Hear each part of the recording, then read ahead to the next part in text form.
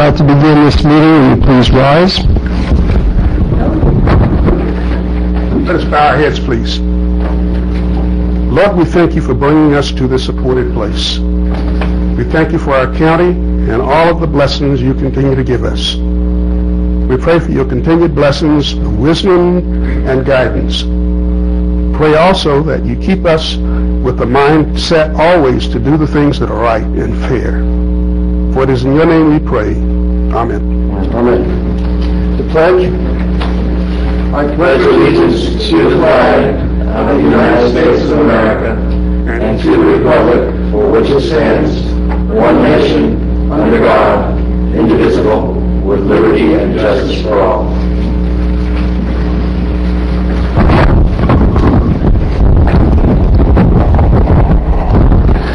This is the regular public meeting of the Board of County Commissioners, Wakulla County, Monday, August 16th, 2010.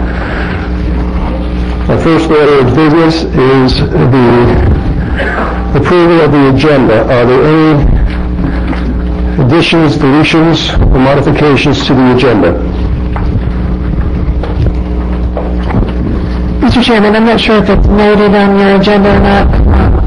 Item 11 will need to be moved to the next board meeting. Do we have to make a motion to continue that? Probably. I wanted it. Probably make a motion to table it. The item isn't complete. We didn't get back the proposed contract from Talcman. Okay, so the intention when we come to that item, we'll pull it from the consent agenda and we will make a motion if the board so desires to continue it to the next meeting. That's correct. Okay. Any other additions, corrections? Yes, sir.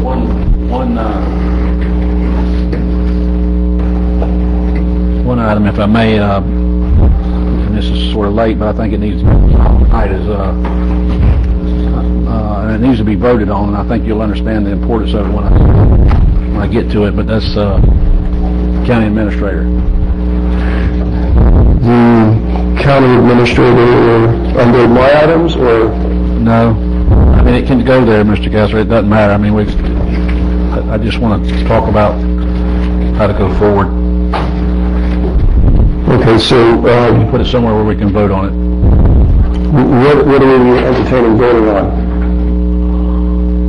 That's what I want to talk about. I don't want to talk about it at this point, but put it somewhere where we can talk about it and vote on it. That's what I'm asking. If you can't do that, then put it under discussion items and move on from there. Let's put it under discussion items for now and see how we address it.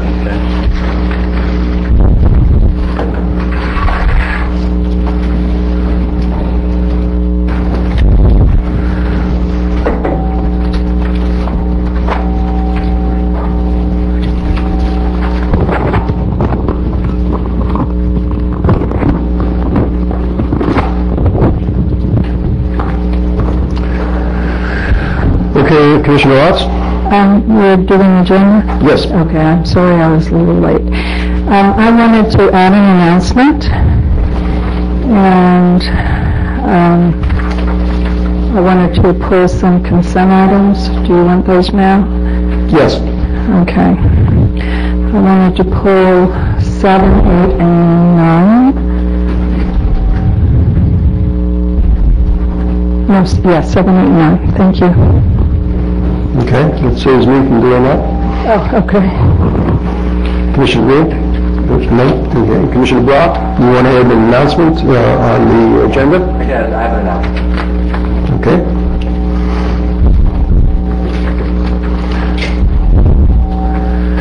And I'm also going to ask to pull items from the consent 3 and 15.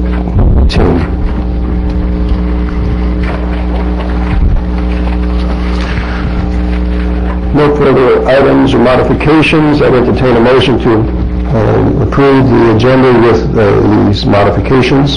So moved. Second. Okay, motion by Commissioner Brock, second by Commissioner Stewart. All those in favor signify by saying aye. Aye. It is approved 5-0. Our first item of business is the public hearing During this time, individual speakers are encouraged to adhere to a 3-minute time limit. Should they wish to speak, please fill out a speaker's card. County Attorney. Thank you, Mr. Chairman. This is a request for board approval to conduct your second and final public hearing and adopt the proposed revised Wetlands Protection Ordinance. We've had numerous workshops and board meetings and ample opportunity for discussion of this item. If you want me to go into any specifics on the ordinance again at this time, I'd be happy to, but I was just going to keep it short and sweet since we've gone through it a lot.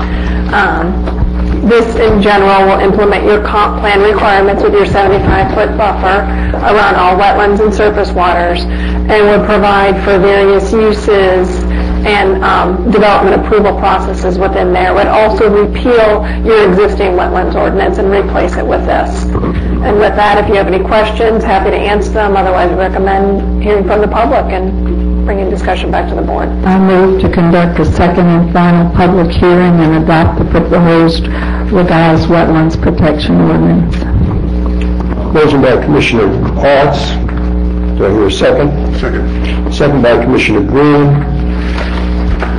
To conduct a second and final public hearing and adopt the proposed revised Wetlands Protection Ordinance. Are there any speakers to this issue? Thank you. And Mr. Victor Lambie. Thank you, Commissioners. As you know, I did serve as the chairman of the Wetlands Ordinance Committee that brought up the original draft of the ordinance. I'd just like to briefly say, why do we need a wetlands ordinance? I think that's a fair question. But before I do, let's digress. You know, we have the big oil spill out there. And one of the things that struck me, that the government and the oil company spent tremendous amount of money putting detergent to keep the oil from going to the wetlands. And now that's controversial because you can't see it and it still may be damaged, but that shows you what the value of wetlands is along the Gulf Coast. So why do we need a wetlands ordinance?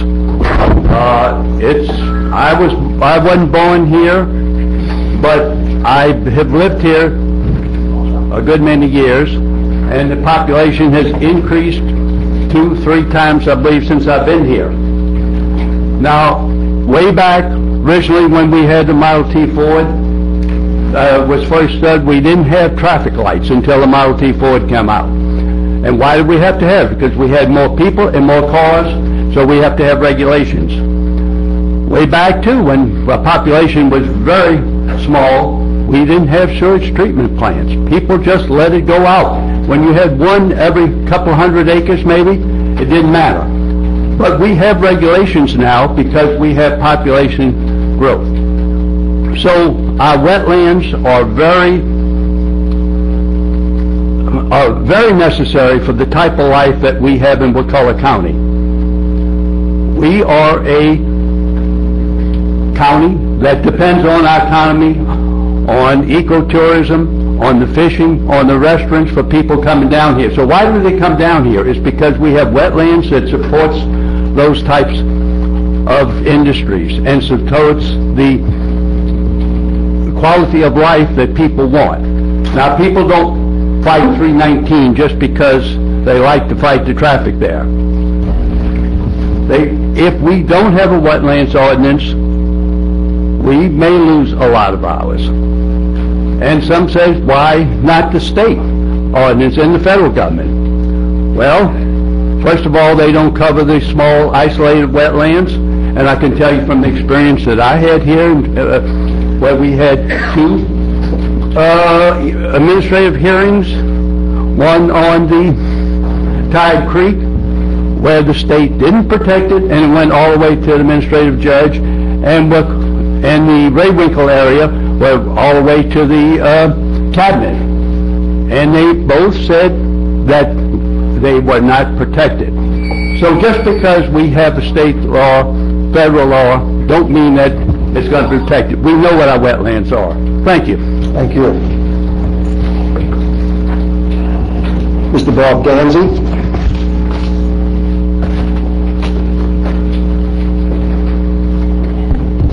Hi, my name is Bob Danzy. I live here in Crawfordville. Well, I respect Mr. Lambeau quite a bit as a person, and that's what they've done, as well as the other people that worked on the committee. However, the state is doing something about it. The North Florida Water Management District is coming through and presenting something that's going to take care of the issues that this ordinance will, if you pass it, address. And that's why you shouldn't do it, first of all. You also shouldn't pass it because, from what I understand, we were running as a deficit last year in spending. Well, this is going to create spending. You're going to have to implement it for one thing. Then you're going to have people fighting over it. And you're going to have more lawsuits. Had we not had the decisions made by this board last year, and the lawsuits possibly that came forward, and I appreciate the lawyers, I'm sure they do a good job, and they're more than happy to take our money.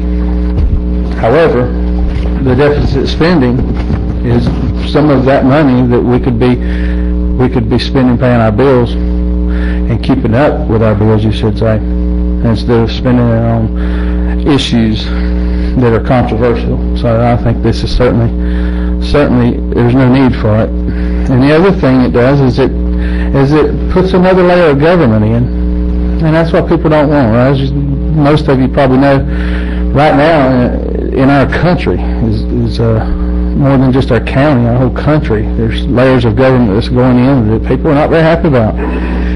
It's very unpopular, but that's for you to decide. It appears that you're running this county like a homeowners association. That's the way I see it, and it's not good for our county because a lot of people didn't move here for a homeowners association. I know I sell them property. They moved here so they could be out and do what they want to do and do the way they want to do with their own land, and you're preventing that.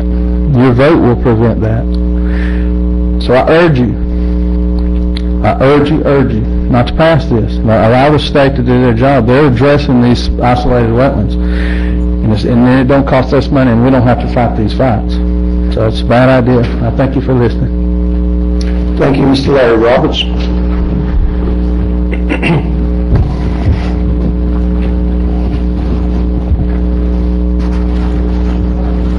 Commissioners, Larry Roberts of South Chapel. Each of you appointed a representative to the committee that drew up this ordinance. 4 of the 5, I think, education and backgrounds qualified them as experts in the field. One was a layman, which was good to have on the committee also.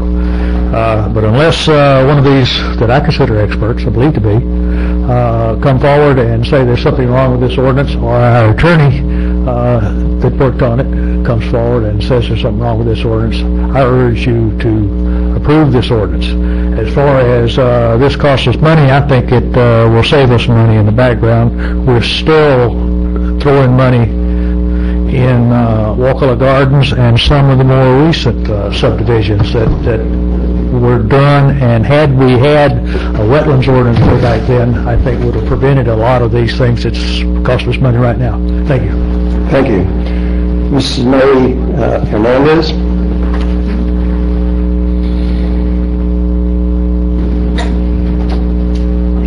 Yes. Good evening. I'm Samiri Hernandez, and I live in 16 Carlino Court. I want to ask you to approve what's necessary to protect our wetlands. And my statement is not specific, and I'm doing this on purpose because considering the current circumstances, what's been happening, I trust that in accordance to your good consciousness and sense of social responsibility, you will know the meaning of what's necessary in this critical time. Thank you. No further citizens? We'll proceed to board discussion.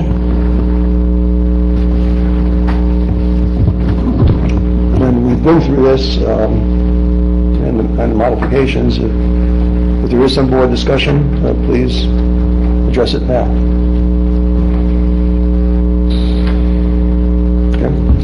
I'll make a statement just on pure economics. This wetlands ordinance is a good thing. When we allow wetlands to be destroyed, in order to repair what we destroy, we have to create artificial wetlands for flooding issues, for water purification, and in certain cases for the nurseries, for our ecosystem that supports our seafood industry and other eco-environmental industries. So I think just on a purely economic basis, this is good for Wakulla County. No further discussion. I'll call for the motion. All those in favor signify by saying aye. Aye. Opposed? It passes unanimously, 5-0.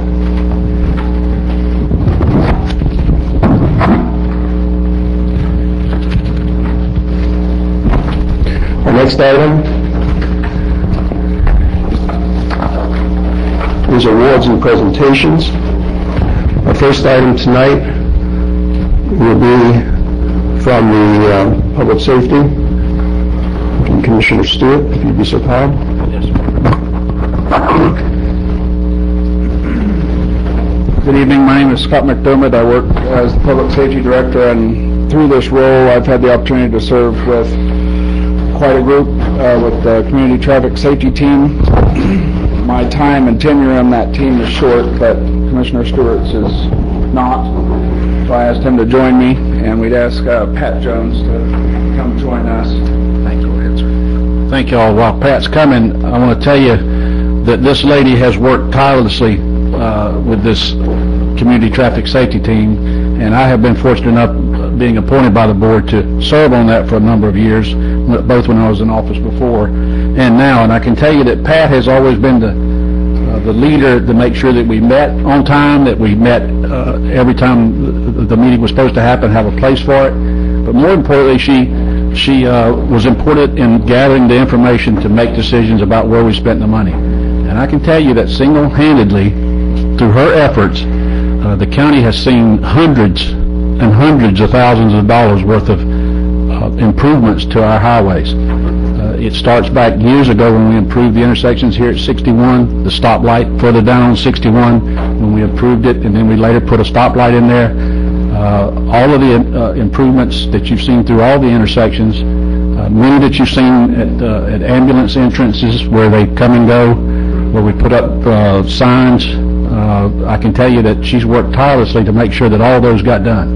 And without her, it couldn't have happened. I can tell you that, because the rest of the ragbags like myself who sit on that, we sometimes we're there, sometimes we're not, but she's faithfully there every time the meeting is to be said, and she makes sure that we're all doing our jobs to help get those things put together. And I want to thank her, and the board thanks you. And here's a plaque that says, the entire CTSD team proudly presents this certificate of appreciation to Pat Jones. Pat's 5-year chairmanship of our CTSD team reflects her long-term dedication and commitment to the safety of residents and visitors alike in Wakulla County. And we want to thank you.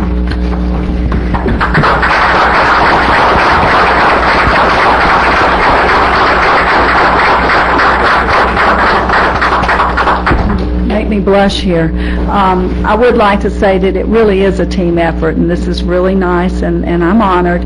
But it is a hard-working group of individuals, and I see many of them here tonight. So thank y'all for all your hard work. Thank you for this.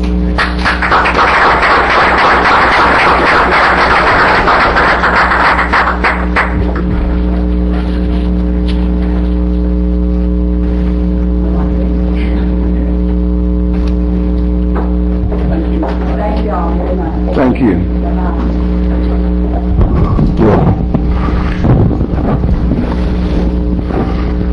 I'd like to say, with regard to Pat Jones, that we talk about responsiveness. Anytime I've reached out to Pat, no matter what the issue was, her response was quick and to the point, and I thank you very much for it. Thank you.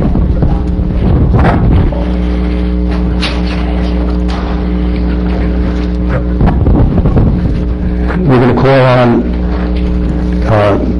Mr. Keith McCarran from the Appalachia Regional Planning Council regarding the FDA FDOT 5-year work program. Thank you for being with us. Thank you. Yes, Keith McCarron with Appalachia Regional Planning Council, and I'm here to talk with you about the Department of Transportation's 5-year work program update. And I want to hand out the current adopted work program so you get an idea of what, the content is. And these are things that you deal with throughout the year, including through the community safety team. These ideas come up. Eventually, they trickle down into your work program. And so I just want to have 10 slides. I just want to go through that quickly, and then just hear a discussion of any issues that you don't think has been addressed thus far this year in your commenting to the to DOT on work program issues. And so if I could just hand this out real quick.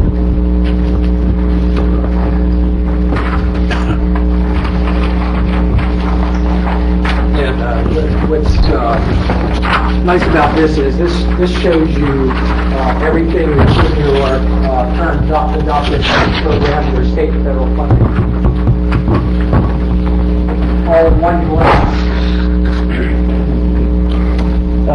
Just annually, the Department of Transportation updates the work program. They work with county governments and MPOs, and you happen to be part of both of those entities. You're a county government and you're part of an MPO.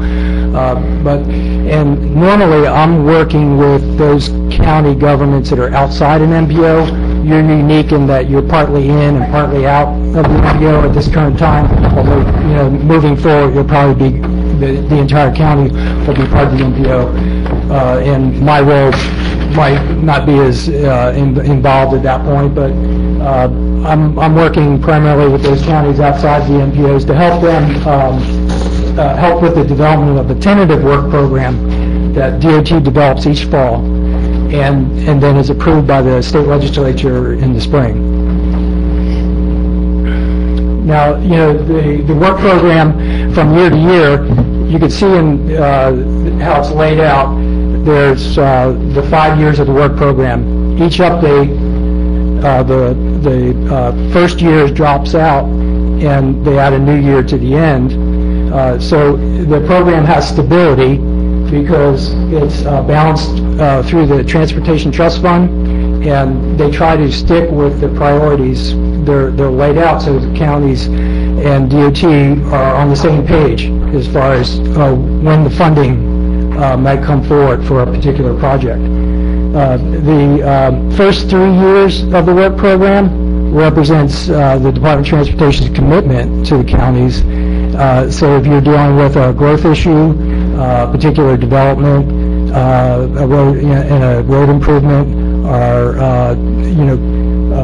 dependent upon one another, that if it's in the first 3 years of the work program, hopefully that comes about. Sometimes that projects get deferred because, again, it's a fiscally balanced program, and if the funds aren't in the trust fund, they can't always comply. But this work program is updated twice per year, so if there is a change, you'll know about it. And at the local level, the county's 5-year capital improvement schedule is required to be consistent with this. So I'm working with your planning staff to help with that as you prepare your annual update to your capital schedule.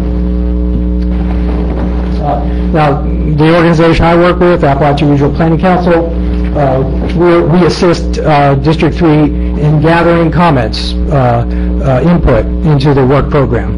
And so in this capacity, we help to explain the process about the update, and then work with the counties to identify projects if that's necessary. Of course, throughout the year, you're communicating with Department of Transportation. It's not just me providing input for Wakulla County.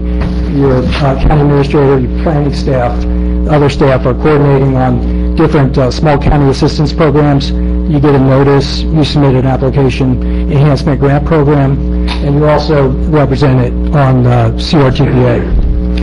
But we're working with the counties on projects that they want to promote, and we're trying to promote, again, consistency with the capital improvement schedule.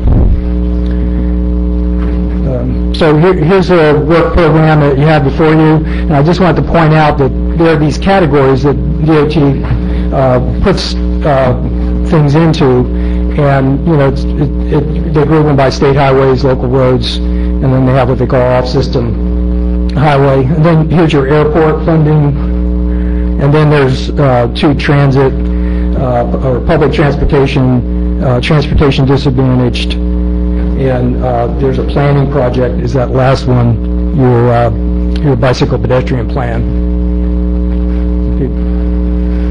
So just to point out, the project description gives you kind of a lead-in to what the specific road project is, and then there's always the length and then the cost, and those acronyms describe different phases of the construction process. So like PE is preliminary engineering, and then CST is construction. Those are the common acronyms you see.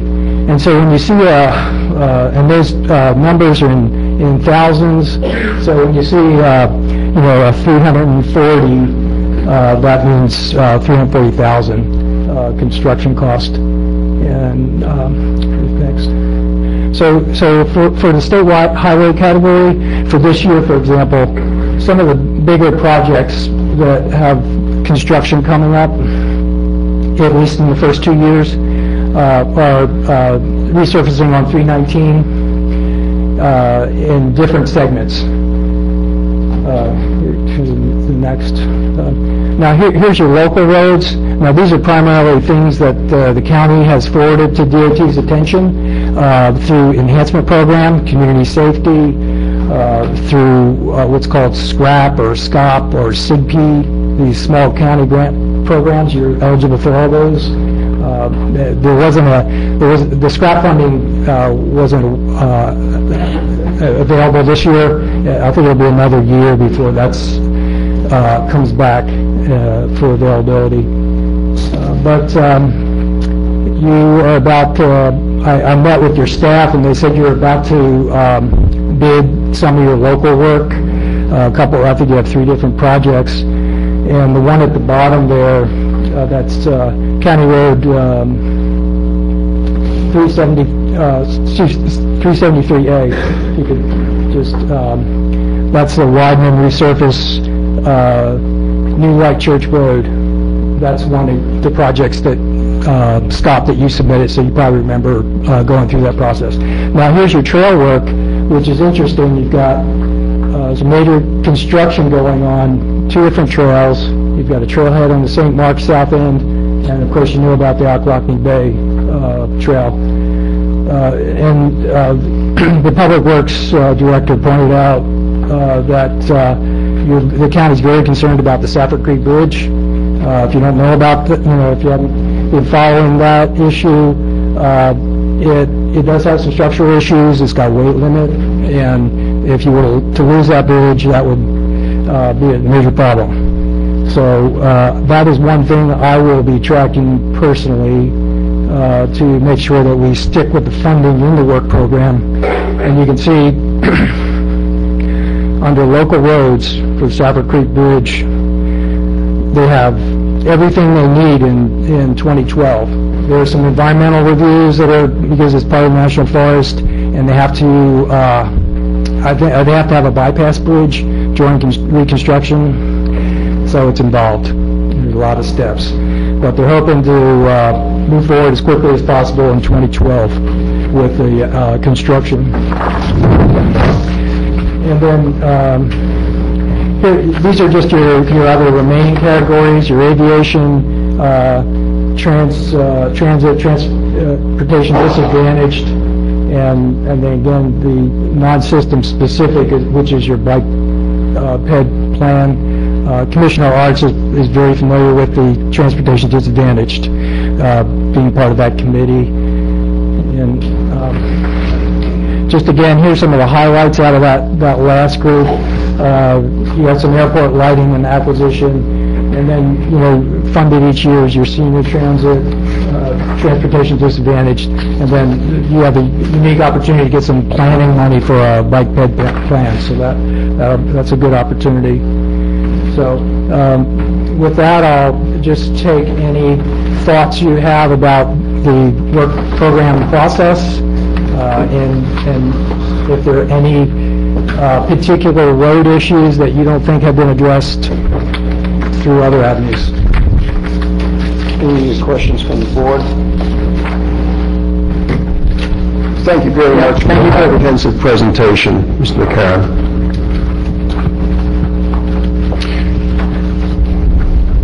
Commissioner Brock.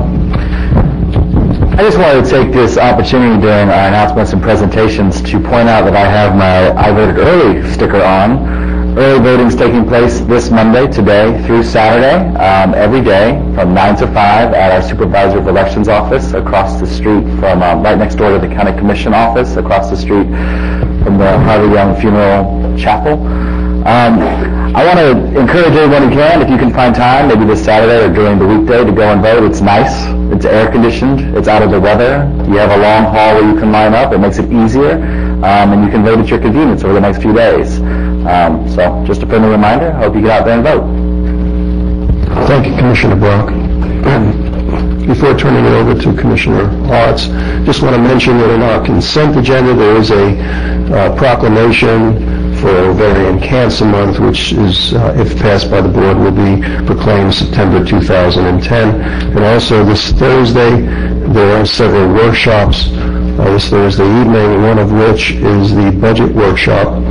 And suggest that if you have concerns about our budget, that you attend. There are two other workshops dealing with fire. One is on consolidation, and I need a little help on the other one. Fire safety inspection. Okay.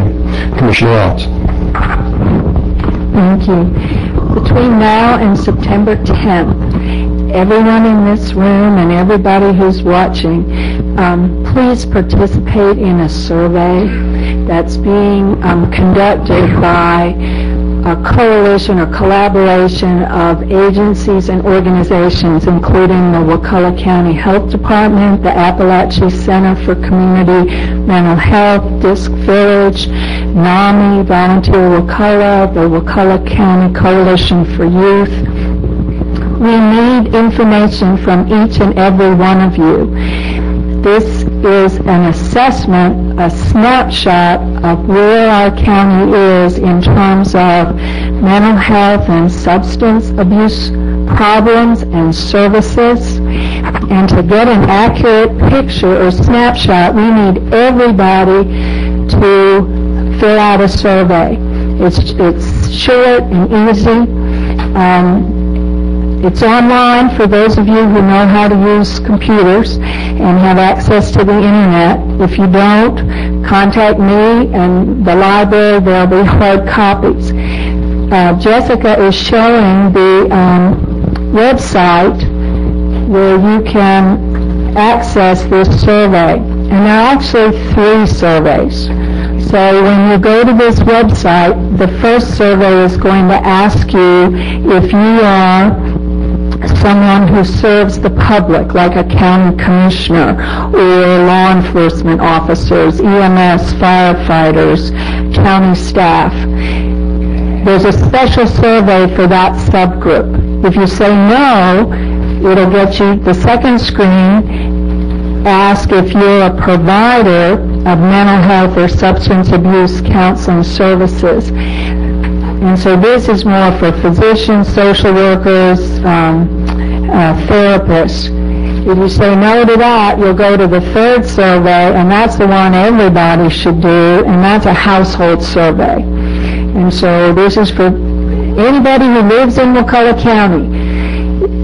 Your family may be affected. You may have a child with ADHD, or Someone in your family may experience depression, or maybe you have an older family member with Alzheimer's. We definitely want to hear from you, but even if your family has none of those problems, we want to hear from you too. So please, the best way to get an accurate information is to have as many people as possible to take part. So between now and September 10th, please help out. Thank you. Commissioner Alts, did you have anything other? Okay, thank you very much. That concludes the awards and presentation section of this meeting. We're now on to the citizens to be heard, which will not be heard at this time. We hear citizens to be heard between 6:30 and 7 o'clock. And that if you wish to speak under this item, you'll be given 3 minutes. You should fill out a citizens to speak card. And we will begin that somewhere between 6:30 and 7 o'clock. Our next item on the agenda is the consent agenda. We have requests to have items, I believe it was 3, 7, 8, 9, 15, and if I didn't mention 16, I have 16 on here. They require very little discussion, we'll say. So with those items pulled, and number 11 to discuss for tabling. So 3, 7, 8, 9, 15, 11, 16. Entertain a motion to approve the consent agenda. So Commissioner Stewart, second by Commissioner Brock. With those items pulled, all those in favor signify by saying aye. Aye. Passes, and nay. Passes 5-0. Beginning with the first item, which was item 3. This is approval of the minutes, which is pretty standard, but my concern is in approving minutes and ratifying workshops, we seem to be taking the direction of the board there and making them into a vote. And I'd just like to be clear, in the minutes it says that the board discussion at the workshop was to set the millage rate at 8.75. I believe that was the majority of the board, but I think that I would like to see this in form of a motion and a second to set that tentative millage. So I'd entertain a motion for that. 8.75. So moved. Commissioner Green? I don't think we can do that legally. No?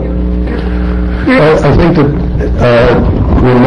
my intention was to clarify where the board is, and if they're asking, it's not setting the, I used wrong terminology, it's not setting the tentative millage rate at 8.7, it's using the 8.75 as a standard for the administration to construct their budget.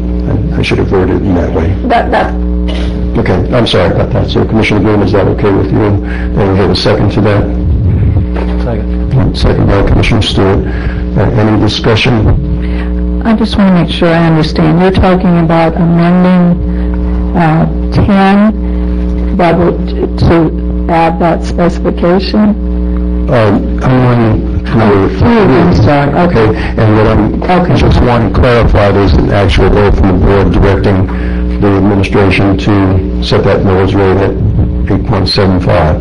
And I believe there were 4 positives on that at the board and at the old carry tonight as well. Okay, I understand that. And that'll be a second motion. Okay. So are there any citizens to speak on this? Jessica, I'm not hearing none. Board discussion on this? Okay. And I understand that the rollback rate is somewhere at 9, but I'm in favor of keeping that millage rate at 8.25, but I'll call for the motion if there's no further discussion. All those in favor signify by saying aye. Aye. Opposed? Aye. So it passes 4-1. Now, entertain a motion to approve the August 5th, 2010 minutes from the budget workshop. So moved. Motion by Commissioner Stewart, second by Commissioner Brock. All those in favor signify by saying aye. Aye. Okay, and it Again, opposed? It passes unanimously, 5-0. Now up to the next item, which is item 7 on the consent agenda. Commissioner Watts? Yes, thank you. I wanted to talk about 7, 8, and 9 collectively. All of them are asking the board to accept ownership and maintenance of roadway infrastructure within 3 different subdivisions. And the reason I wanted to pull this is to ask the board to think about 2 things. And it's my understanding none of these subdivisions are built out. And we've heard before the concern that as building continues in those and heavy equipment vehicles use the roads, that there may be some deterioration to the roads over time. And so, one thing we may want to consider is the point at time in which we entertain these requests, and maybe it needs to be built out at least a certain percentage before we would consider accepting it. The other thing is, as a fiscally constrained county, we are struggling with money for our roads. We have a lot of people who want the roads paved. We struggle to maintain them. And I know other counties have, when they accept roads, they will also establish it's a very small maintenance NSBU on the residences that have those roads, maybe $20 a year or whatever. And that's something that if we're looking at increasing on how many county-owned roads we have, over time they're going to need repairs, and this is a way to help finance those. So I just wanted to, if instead of approving these now, one option might be to have them tabled until they're further developed, and perhaps until we could discuss and maybe implement some kind of a maintenance MSBU.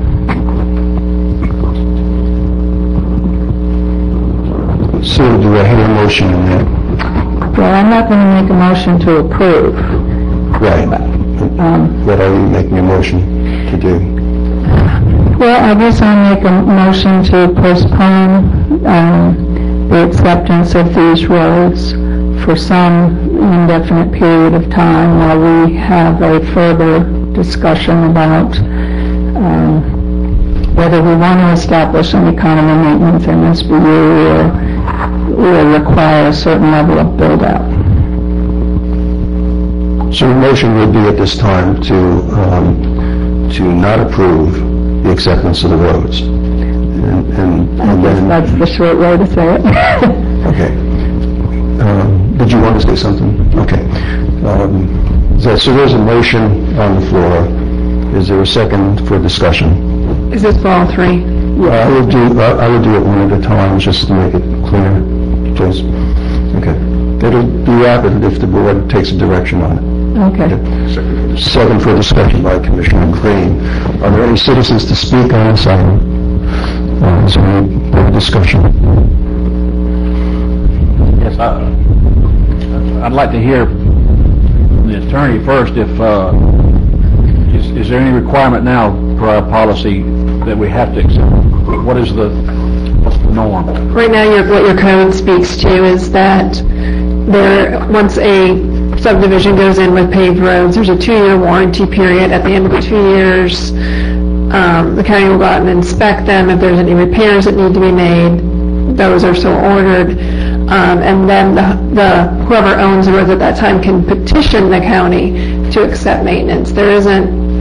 It's not mandatory and it's not compulsory the way your code reads. One thing we could do is if you did want to explore putting a build-out criteria in there, we could incorporate that in your code and amend your code to say 2 years and 50% build-out or whatever is reasonable. I don't know percentage-wise what would be reasonable for a build-out percentage, but you could actually make that specific in there. And it still would then be up to the vote of the board. Mr. Kessler, if I may continue on that, I agree with most of what you said. I think it needs to be a percentage. I don't care about the MSBU, but a percentage, just because if we don't make it like 90% or better, a concrete truck, I forget what they said, how many car trips that is, but it's equivalent to thousands, I think, of car trips on a concrete truck. Anyway, I don't want us to buy a pig in the poke and then end up having to fix it after they finish building out. So I think it needs to be tied to some percentage, and I agree it ought to be like 90% or better. I don't have a problem with that. Okay. Before we begin, please, can I have one citizen handed in a card late? I'd like to have Mr. Bob. We have two now. Okay, Mr. Bob Danzig, please. Thank you for letting me speak. Bob Danzig, Crawfordville. I kind of got caught off guard here, so with this, what I would speak against is any other tax of any kind on people. If the county is physically restrained, so be it. I am too. That's why I didn't want you to pass that wetlands thing, because it hurts my business. But you did. So if you come up now and every little thing that happens, hey, I can't help you. Don't come to me for no more money. Or none of my friends or nobody out here. Y'all got money you got. And what you should do is figure out how to either cut costs or raise revenue, but not raise it from me. Not raise it from the people. If you want to raise MSBUs, fine. But just don't come after us for the money to do anything. Y'all figure it out. Can I ask a question or not? Yes. Would your preference be then for us not to accept the road and just leave it as a private road in the subdivision? Well, I think those properties are paying taxes. And at some point, you've accepted other subdivisions, and you probably didn't go up on those taxes when things were good and things were great. But now things aren't so good, and y'all don't have no money. Well, I think you spend money irresponsibly sometimes. I think that's the problem. That's the underlying problem of this whole thing. And what I'm saying, I want to say for all three of these, obviously I won't get up 3 different times. I appreciate what you're doing. I understand what you're doing. But, hey, I ain't got no money. I ain't got no money either. So, just ease off the public from as far as everything that comes up. Well, let's create something new to pay for it. That's all I'm asking. Thank you. Mr. Chuck Hess.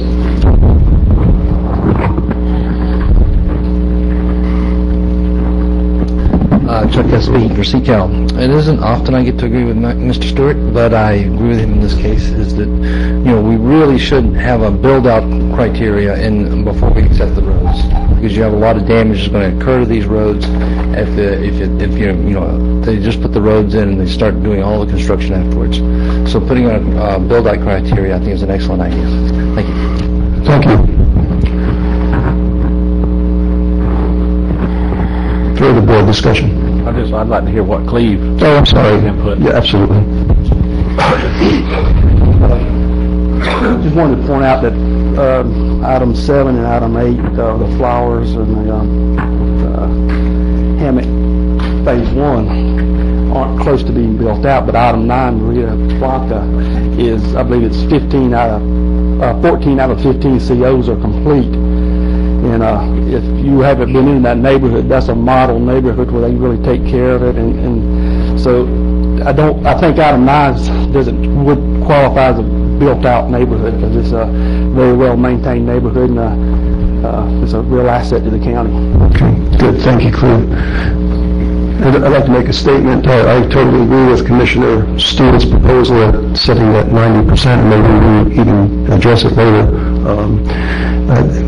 I've been sitting on this board for 7 years. When these items came up, I questioned, similarly to Commissioner Ross, apparently found out that a couple of subdivisions were not overwhelmingly built out, and we as a county, at least I've been operating on, thinking that after that 2-year warranty, it seemed like the board always accepted the roads if they passed the inspection of the counties look at. So this is a different perspective than I see it now, and I think that for the county, protecting the county and the citizens' tax dollars, that we need to really make sure that we're accepting roads that we not all of a sudden have to turn around and repair them. So I also agree, sort of one bite at a time, and let's take a look at that 90% thing and do that first and address that issue. Commissioner Bob? I don't think that the MSBU, if we take them on, would work very well as far as fairness goes with the way we've taken on somebody in the past. I think the idea of building out the neighborhoods is a good one. I think 90% might be a little high. I might go more 75%, but it's something to talk about in a future day. Okay, we might want to send a workshop or something on that. Okay. Commissioner Lance? Okay. Based on Cleve Fleming's input about the third, I guess I would like to make a motion to approve that one. We can't right now. We're We're still on seven? Yes, we are. Sorry, okay. Okay. Is that a trick question? I was treating them all together. All right, let's handle our first one here. So I withdraw that motion then to not approve. Well, Okay, no, we're just dealing with number 7 right now. And Let it ride. okay. you're good. Okay. Okay? All right, not approve 7. Okay, there's a motion by Commissioner Arts and there's a second by Commissioner Green. Call for the motion. All those in favor of not approving item 7 on the agenda, request for final ownership and acceptance and maintenance of roadway infrastructure within the Flowers Subdivision Phase 1, signify by saying aye. Aye. Opposed? It passes unanimously 5-0. Now up to item 8. Okay, I move that we do not presently accept ownership and maintenance of the roadway infrastructure within the Hammock Subdivision Phase 1. Second. There's a motion by Commissioner Lott, second by Commissioner Stewart, not to approve final ownership and acceptance of maintenance of roadway infrastructure within the Hammock Subdivision Phase 1. Are there any citizens to speak on this issue? None. Is there any further board discussion? None. Call for the motion. All those in favor signify by saying aye. Aye. Opposed? It passes unanimously 5-0. I move for item 9, I move to approve and accept ownership and maintenance of the roadway infrastructure within Meridia Blanca subdivision. Second. Okay, motion by Commissioner Lott, second by Commissioner Stewart to accept final ownership and acceptance and maintenance of roadway infrastructure within Meridia Blanca subdivision. Citizens to be heard, none. Further board discussion, none. Call for the motion. All those in favor signify by saying aye. Aye. Opposed? It passes unanimously 5-0. Thank you. The next item is item 11. We've been notified that this would like to be tabled to the next meeting. We'll entertain a motion to that effect. So moved. Second. Motion by Commissioner Stewart, second by Commissioner Brock to table the approval of the revised letter of agreement for information exchange between Wakulla County and Talcott Electric Cooperative Inc. to the next scheduled meeting, first meeting in September. All those in favor signify by saying aye. Aye. Opposed? It passes unanimously.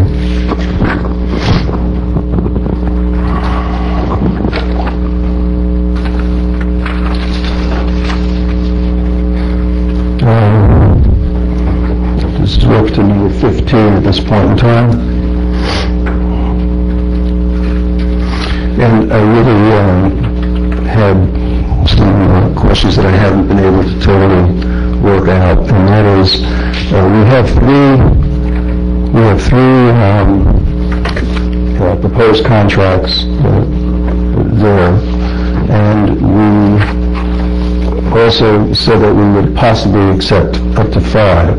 Is there a possibility of other vendors coming forward and submitting? Twice this has been put out to RFP, and both times they only got 3. Same 3. And then my second question was on the handling of cars, which I think is a different kind of animal than the handling of just junk. Yes, Commissioners, the way that, this is a very loud microphone, the way that something such as a car or some other kind of item with salvage value would be handled, is that the contractor who is awarded removal of those specific projects, one of the three, whoever has the lowest cost bid or priced bid for that project, would be required to hold the materials for 15 days. And once they hold those materials for 15 days, if they are not claimed or redeemed by the owner, and any fines or costs paid by that owner, the contractor would be authorized to sell those items or salvage them, however, either through an auction. This is the way your junk ordinance is written, actually, but either through an auction or by some other means of salvage.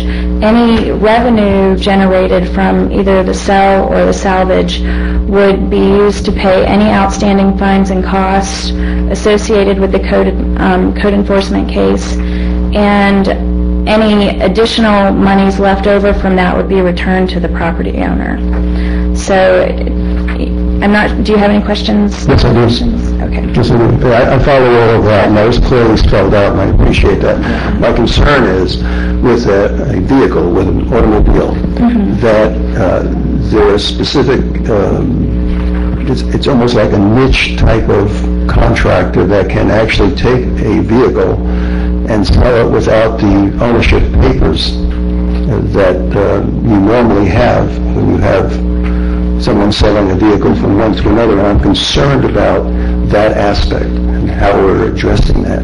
Okay, that would be something I believe we'd have to look into a little bit further.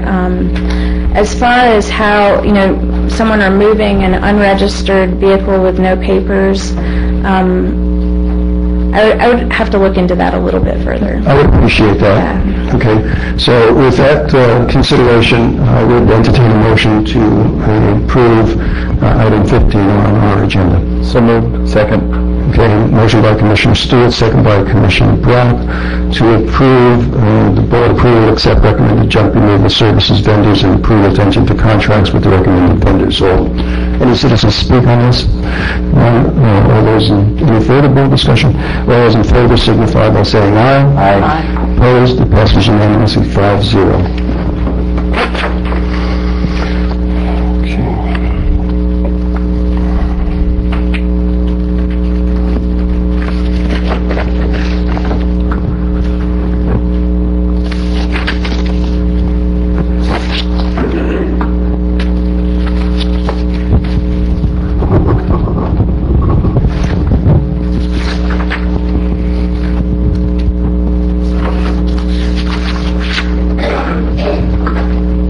Actually, I pulled the wrong one.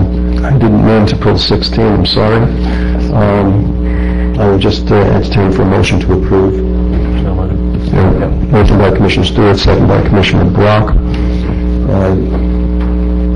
To approve item 16. All those in favor signify by saying aye. Aye. Passes, opposed, it passes unanimously. What I had intended to pull, and what I'm still waiting on data from, was item 26, actually. And my concern is on the, was 26 one of these consent agenda? Okay. My concern was the total number of grants that are in the process of being applied for, and the total number of grants that we have in the process of being managed, and the total number of grants that we're trying to close down. I'm just concerned that we may be getting ourselves in a situation of difficulty in managing the number of grants that we may have out there, and I'm told I'll be getting that information shortly, and it'll be shared with the board. So we are finished with the consent agenda, and we're on to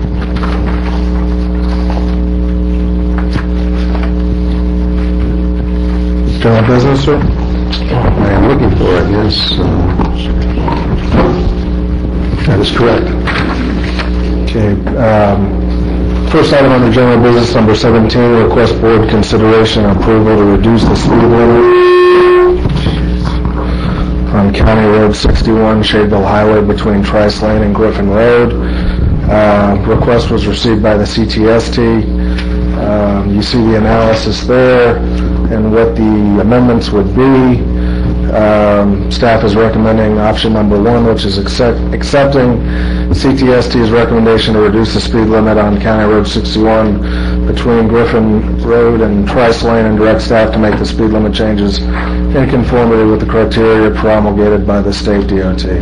Move to accept the CTST's recommendation to reduce the speed limit on County Road 61 between Griffin Road and Trice Lane, and direct staff to make the speed limit changes in conformity with the criteria promoted by the Department of Transportation. Second. Motion by Commissioner Brock, second by Commissioner Stewart. Are there any citizens to speak on the issue? There is none. Is there any, for information? Scott? Okay. Any discussion by the board?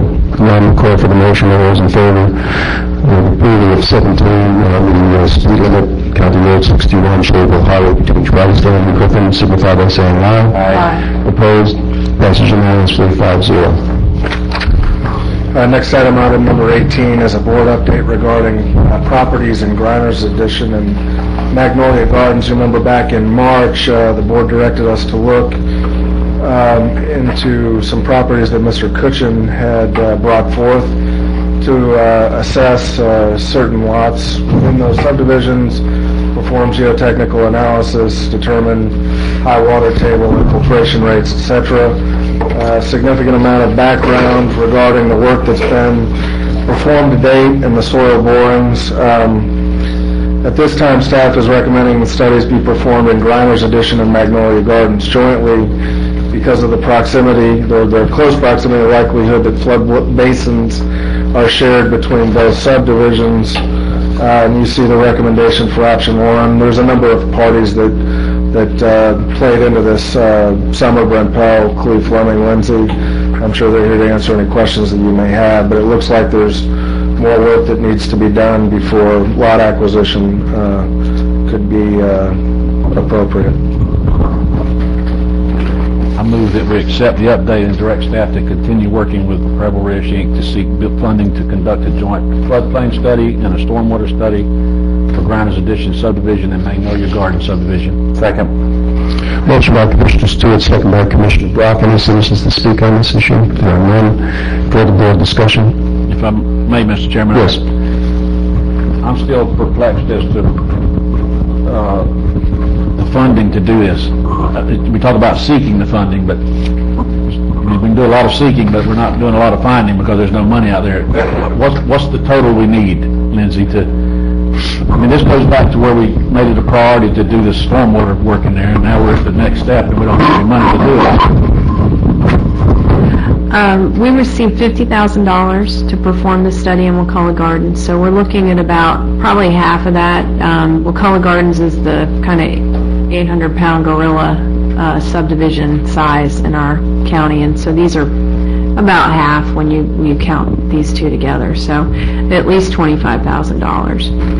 I'd like to amend my motion, if the board will entertain it, to find that $25,000 so we can move ahead with this next step, or otherwise we're stuck right where we were, and we're not making any progress. And we need to do that, because the next heavy rains we have over there, we're going to be in the same place we were a few months ago, and I want to tell those folks that we're making an effort to get a solution.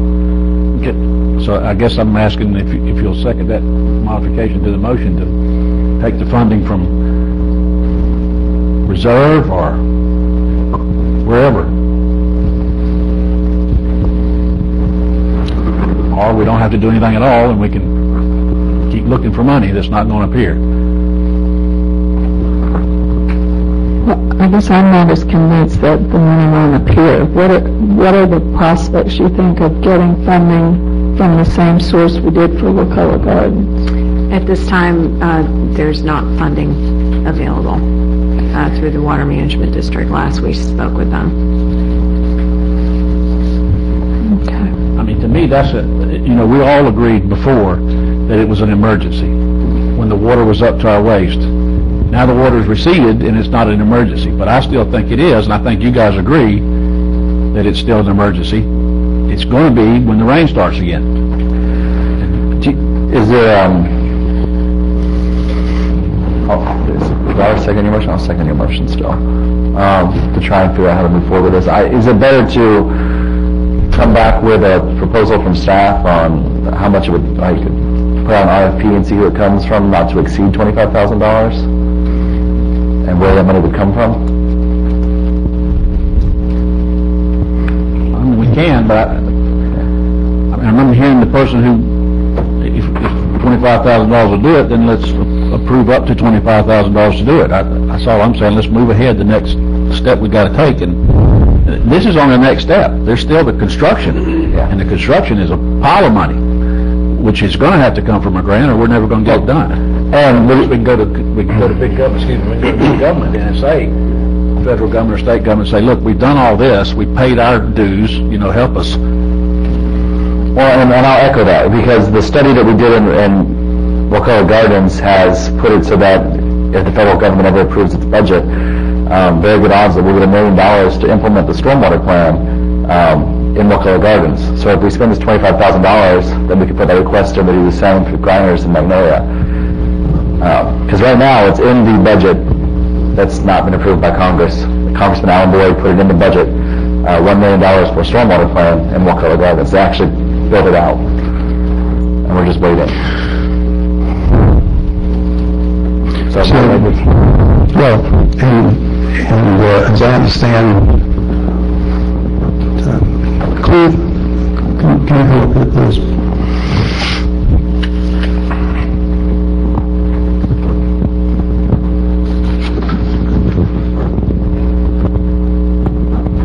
In these subdivisions, we have a considerable amount of dirt road. That's correct. And are those part of the roads that are considered for the gravel when we get to move on that? Not in the Grinders and Old Magnolia. That's strictly the Wakulla Gardens. So Okay. No, they will not gravel. Okay. Just wanted to clarify that. I have a question. Yes, please. The place that was suitable for the stormwater, is that the section that behind Miss Foley's house where you dug out that area? No. Yes, it was. Yes, okay. Maybe I was wrong. Okay, thank you. Okay. The majority rules on what's Okay, I just want to refresh people's memory a little bit about this item and where it came from. Mr. Cutchins he acquired all these properties and offered to sell them to the county for just the cost of the back taxes. And we know that those couple of lots right there would be suitable for stormwater. And so, I mean, I guess if we're going to try to find $25,000, we could just go ahead and purchase those couple of lots for for much, much less, and at least have that part acquired. I guess if we're going to try and do what Mike's suggesting, I wouldn't want to approve it until I see where you're going to get the money from the budget for $25,000, because we're struggling to cut. And so I don't know where we're going to pull $25,000. I also tend to be more optimistic about grants and being aggressive about going after money from a variety of sources to try and fund the bigger stormwater issue.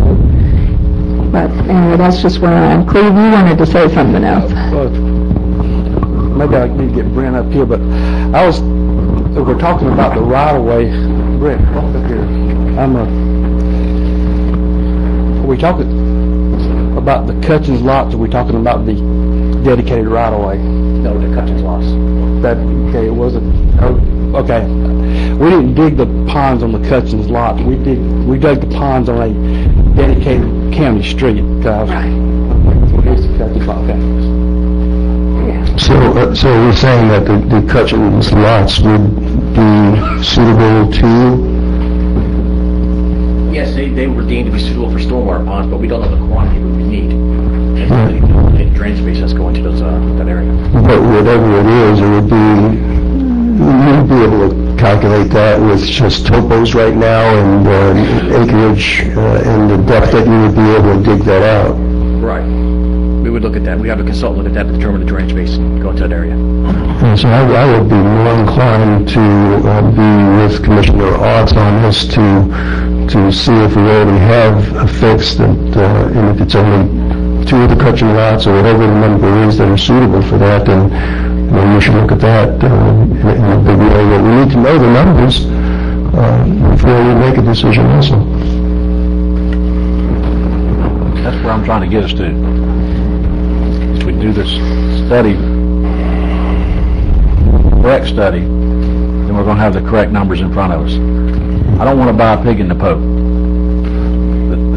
No, and I understand that, Commissioner Stewart, but what I'm saying is we have an engineer in Ben Pell, we have consultants with Rich. It seems with the topos that are already available, with the acreage that we absolutely can measure, and with the depth of the pond that we know from the borings we can dig to, that we have a lot of information that is easily accessible without spending a lot of money. And then maybe we can say, here's what it's going to provide for the neighborhood, and whether it's worth our while or not. But I'm also concerned of where $25,000 is going to come from when we're trying to make cuts. Okay, I'll withdraw my motion and we'll start over. I don't care. I do care, but I don't want us to dismiss this emergency that we had just a few months ago as it's not an emergency anymore, because it is. It exists. It's going to keep existing. I don't care what we do to the roads over there or how many ponds we dig until we know where they need to be in relation to the lay of the land over there. We're not going to fix the problem. So I'm fine with either way. I don't want to be difficult here, but anyway, I'll withdraw my motion, and we won't accept it. I mean, I guess all we're doing is accepting the update and directing staff to continue working. I'll leave that as it was. Forget the amendment to it. Okay. Motion by Commissioner Stewart. We still have a second. Commissioner. Second, yeah. Okay, Commissioner Brown. Any further comment?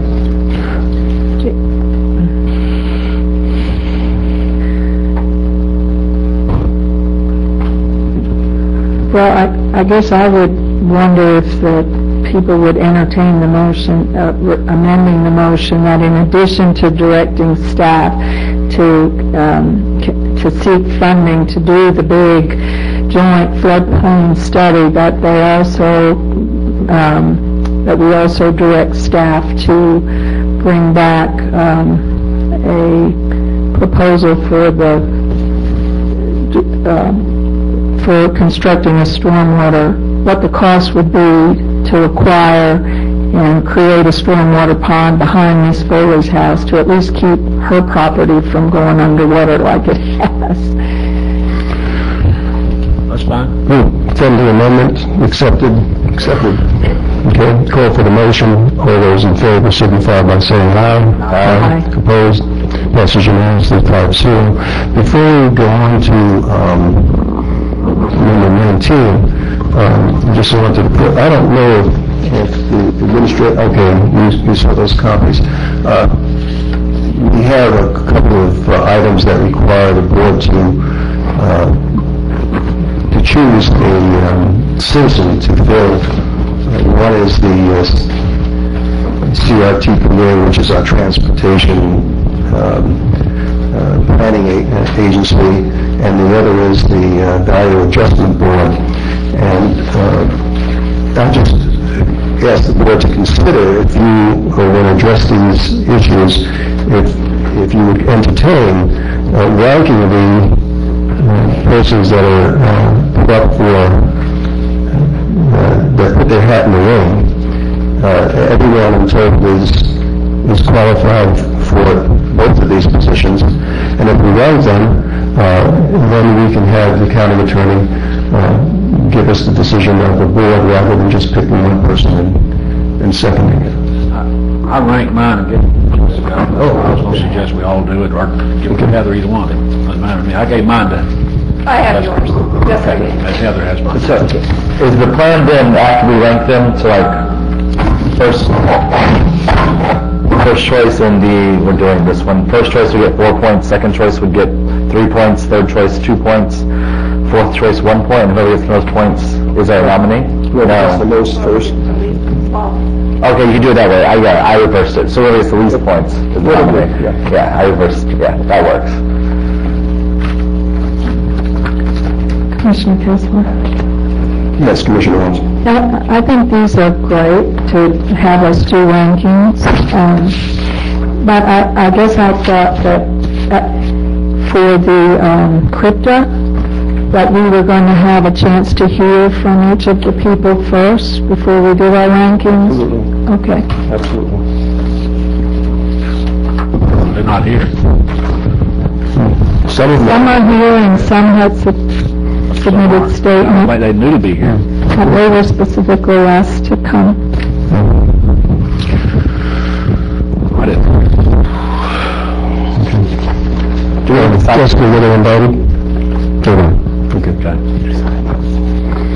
Okay, so now we'll proceed into the item.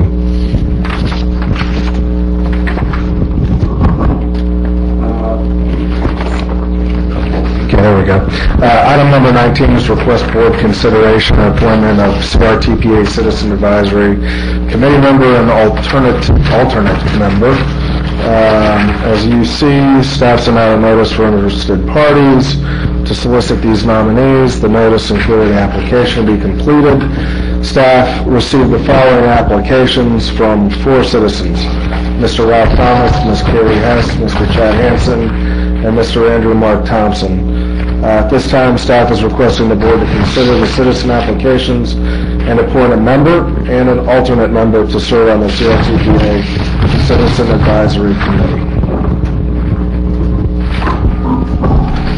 Okay, we agreed that we would fill out these forms after hearing from the candidates if they are here in the room to speak. So I'll call on the names as they are listed. Mr. Ralph Thomas, Ms. Carrie Hess,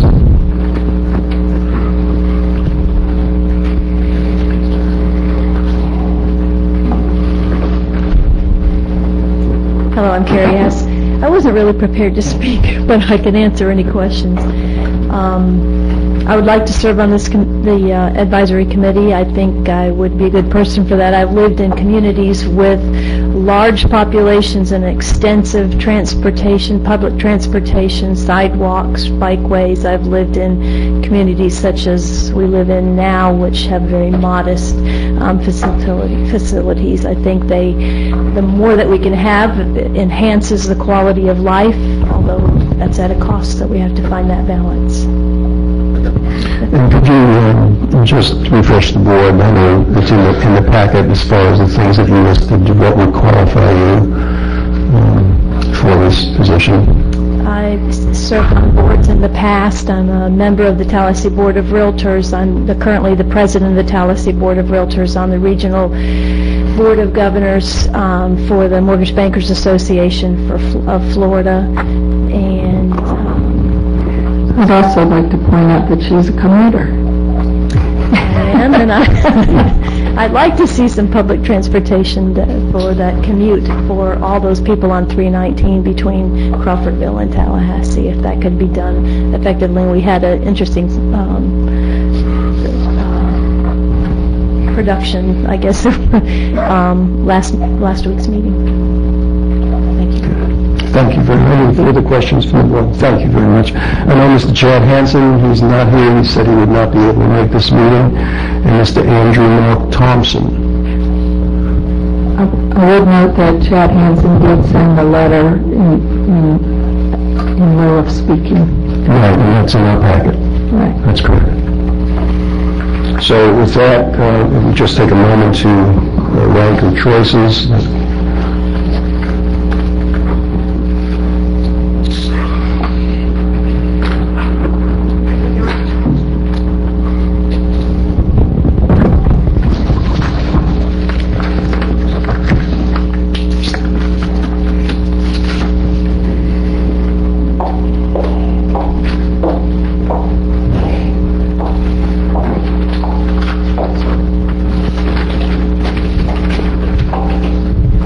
like the motion. Do you want to just give us the scores? Yeah, we'll tabulate it, and then if the board so desires to ratify the selection.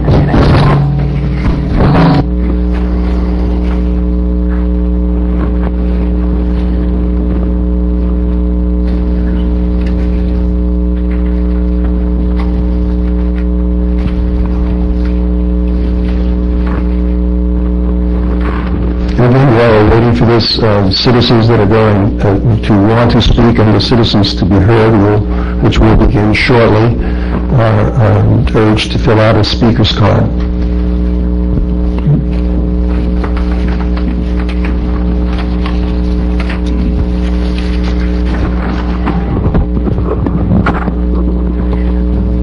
May I say something? Yes, please. I also just want to thank the 4 people who put their names in the hat for this advisory group, and I think all were qualified, and 3 are commuters and know firsthand what some of the issues are. So anyway, I appreciate everyone who volunteered to serve. Thank you. I like those comments. All 4 people are well qualified. It was a embarrassment of riches. What first?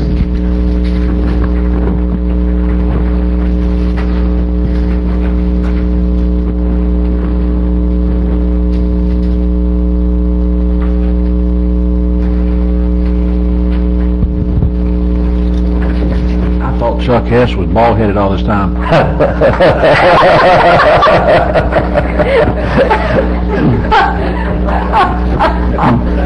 Got a head full of hair. Thank you, Miss Hess, for making it take it down. Okay. Correct something that I said when I pointed out to me that the president of the policy board of realtors not recording bankers association. Okay. Thank you.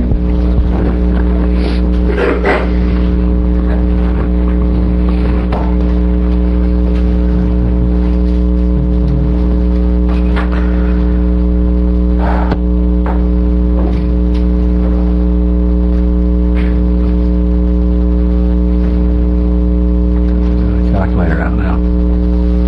24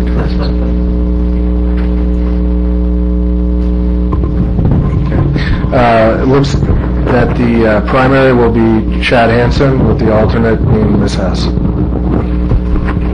want me to read the scores? No, we can deal with that. We can deal with it by just ranking those 2 if you wish, or... Primary and alternate. Oh, is that right? Primary would be Chad Hansen. Oh, okay, I didn't understand. Okay. Sorry. Okay, no problem. I thought we were in a race. Move to appoint Chad Hess as our primary and... Chad Hansen. Sorry, trying to think of Hybrids. hybrids. Appoint Chad Hansen as our CRTPA Citizen Advisory Committee member, and Carrie Hess as our alternate member. Second. Motion by Commissioner Brock, Chad Hansen, alternate Kerry Hess, second by Commissioner Stewart. Any citizens to speak? We've already been through.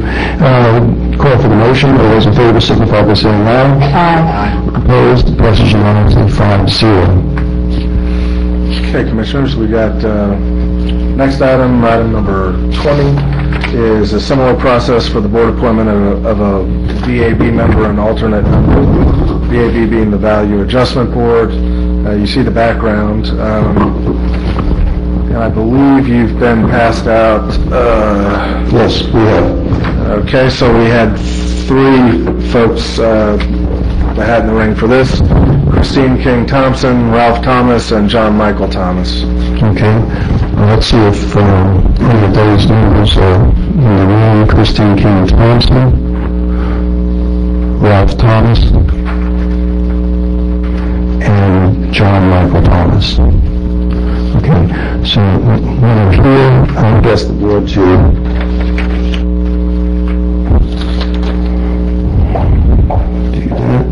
Here, please.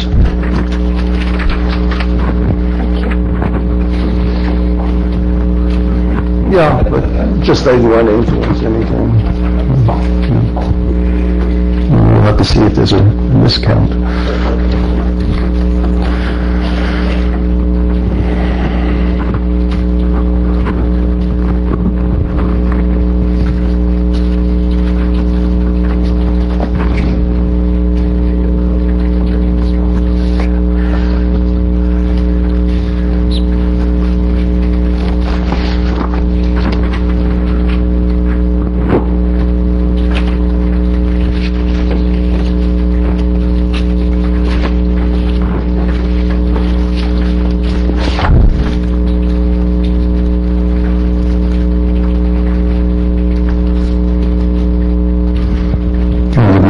Service announcement on early voting.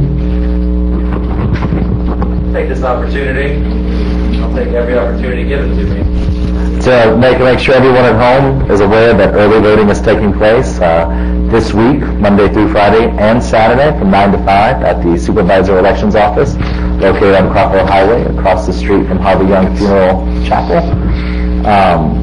Again, I'm going to point out that next Tuesday, when the actual election day, you might be in a line outside in the rain. You might have an emergency, or you might not be able to make it to the polls. Let's play it safe. Let's come out to the Supervisor Elections Office, vote early, stay indoors in the air conditioning. That's easy. All you have to have is your driver's license. Thank you. Ready for WMSU. We're ready. This was actually unanimous across the board in how you voted. Primary would be Ralph Thomas, and your secondary would be Miss Christine King Thompson. I don't think we had a secondary. Oh, I'm sorry. It says VAB member and alternate member. Move to select and appoint Ralph Thomas as our VAB member, non-adjustment board member. Second. Okay. Motion by Commissioner Brock, second by Commissioner Arts. Citizens to be heard. None. Call for the motion. All those in favor signify by saying aye. Aye. Opposed? Passes unanimously 5-0.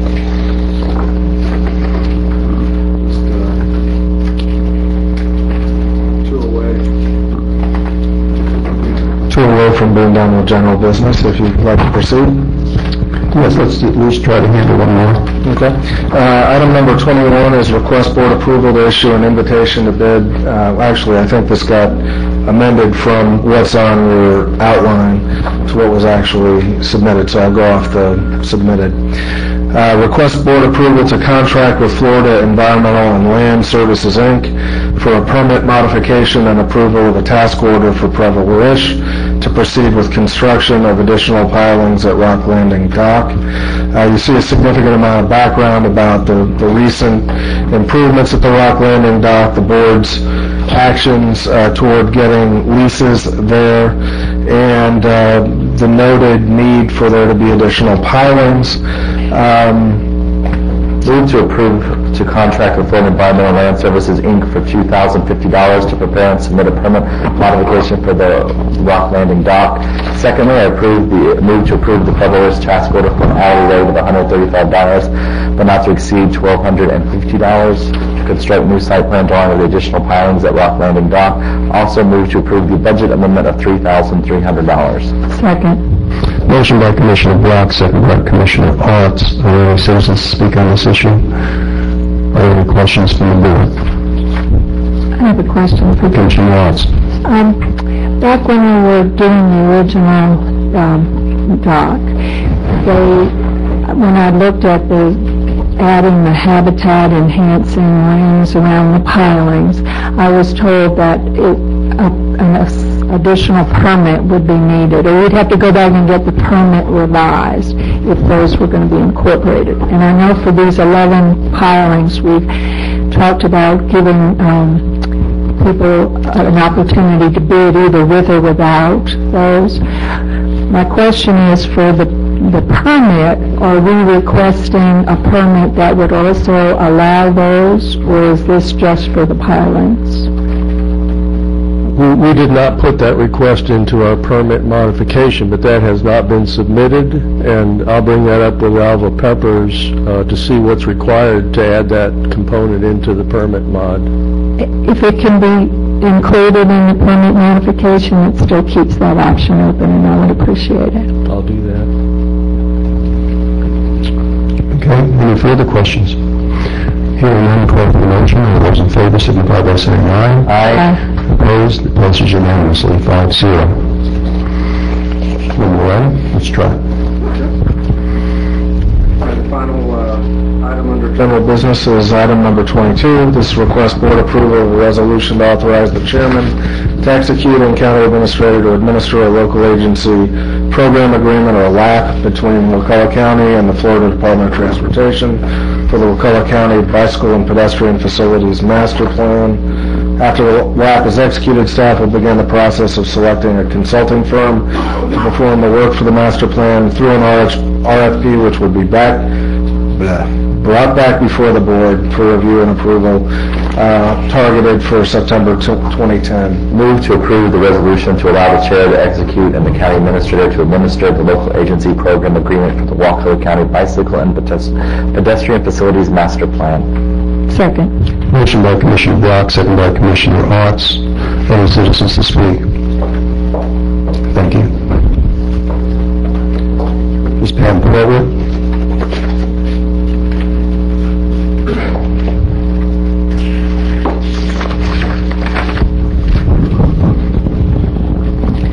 I just wanted to thank Lindsay for thinking ahead and putting in the application for these funds. The Bicycle and Pedestrian Master Plan will be really invaluable to this community. Certainly won't get implemented without a good plan first. You know, if you want to get any grant funds or anything to make these things happen, it has to come with a good plan first. So thank you very much for getting that done. Oh, and I would also very much like to be involved. If there's any committees or anything like that, towards development would love to work with you on that project.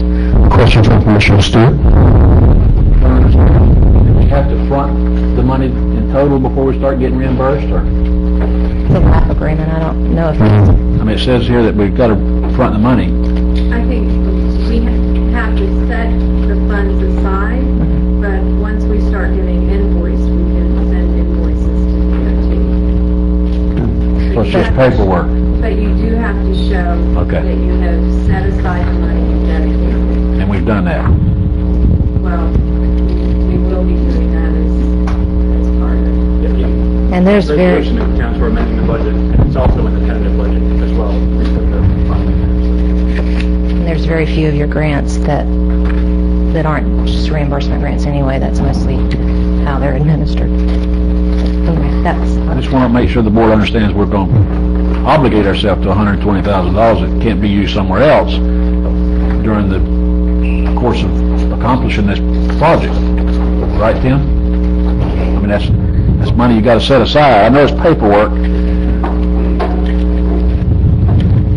It's pretty much like a receivable. Commissioner, you set it up and we spend it, and then we ask for the reimbursement and we get it back. It's not something we're taking the money from another project that we can't fund. Okay. It's just that we're going to be spending the cash first before we get reimbursed. Okay. Commissioner Watts. Yeah, I just want to say I think this is really exciting, and I commend our planning director for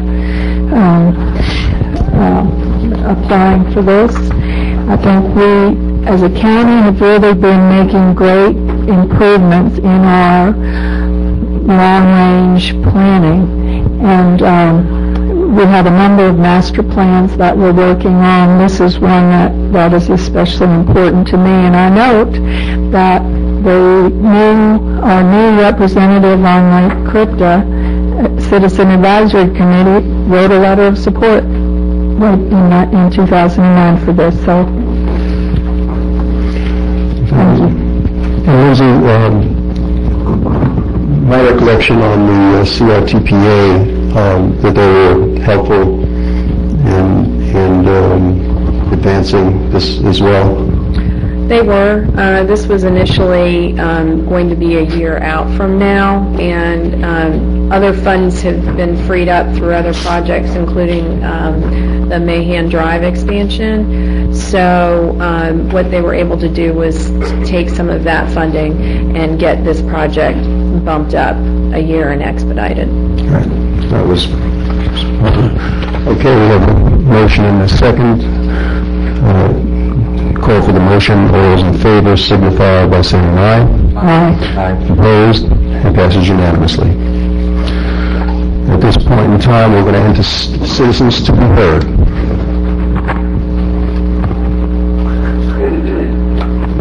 Thank you, Mr. Pingree.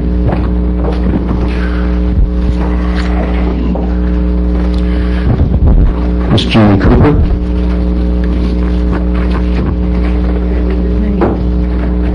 I'm Geraldine Cooper. I live at 120 Mulberry Circle. I've been here since 1996. I hope you're going to be just quite relieved because I've just got good news. I'm not asking for anything. I just want to thank you very much. The whole board, each one of you have, I think, done a very good job. And I do call on people from time to time to help other people. Ben Peagre's office, his office, he's got an excellent staff. They've always responded and just been very helpful.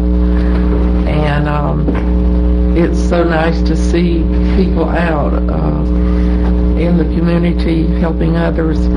I see Dr. Kessler and Ann down at the nursing home, and those are very needy people, and they love to have visitors.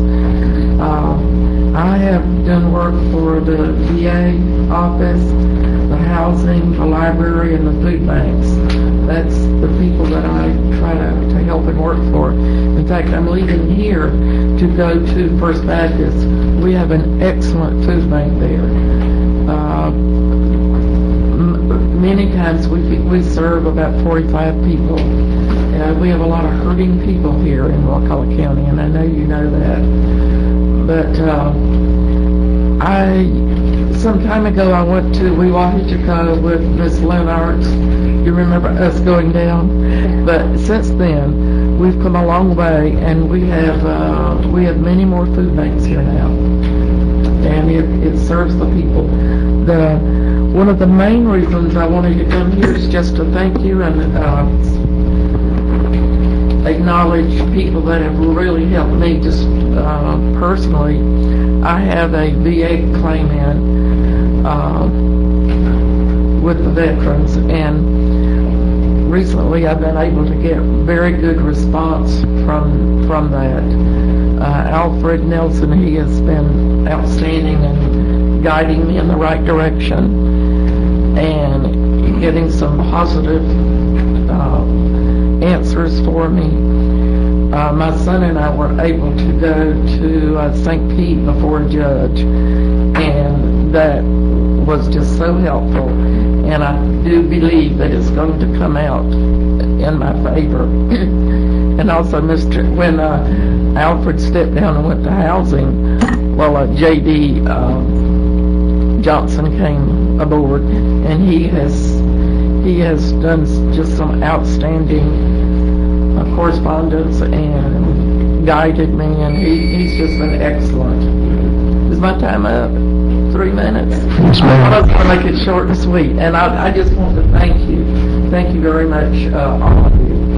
You've just been excellent, and some of you are working with me. Alan here is working with me to help some people.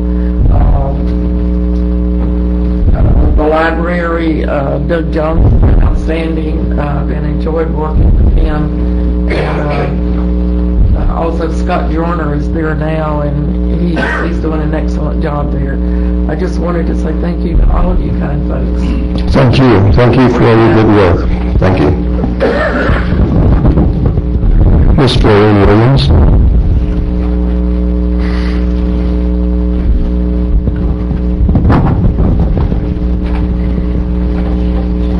To all the Commissioners. My name is Florine Williams. I live here in Crawfordville off of Spring Creek Highway 117 Brown Dunson Road. And my reasons for being here today is to thank the commissioners and also thank Mr. Alfred and Mr. Franklin, because they did some work on my house and they really done a fantastic job. You know, I couldn't afford to do the work, so I was blessed that you all allowed me that I would get the work done on my house that needed. And the main thing that I had a gas stove in my house that had a leak. And they said the levels was 700 when it was supposed to be 100. And then they couldn't get the stove out. They had to come and cut it out. And they cut it out and they replaced the stove and they replaced my hot water heater. But everything that they done, if I had any problems, I called them and they would come out and correct the problem. So I'm thankful to you all, and I'm thankful to the county for the work, because I really, really appreciate it, because it was, badly needed. I'm a single parent, but I thank you all, and I thank God first. But I thank you all for allowing this to take place, and I know that there's many other people that have had work done on their houses, because my mother had work done on her house. And it is a good thing that what they are doing through the rehabilitation and the SHIP program, helping the needed people get the things done for their house when they can't afford it. And I just want to let you all know that I thank you very much that I was able to get the work done on my house that was needed. And they put a roofing on my house which had a leak, and I'm just grateful and I'm thankful, because they've done a fantastic job, as well as the crew that they hired to come in and do the work. Thank you. Thank you very much.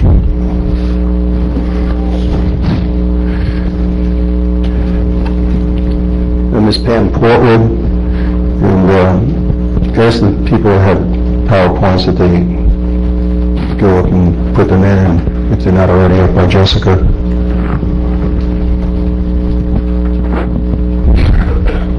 I just wanted to make a little announcement that your Tourist Development Council is now on Facebook and Twitter, and I have been blogging and posting and tweeting and retweeting and twit-picking all weekend long. And I'm saying, if you know what I just said, then please go to our Facebook and our Twitter accounts and follow us and like us. And if you don't know what I said and you thought the Cartoon Network just switched over and you don't change the channel, it's still the County Commission meeting.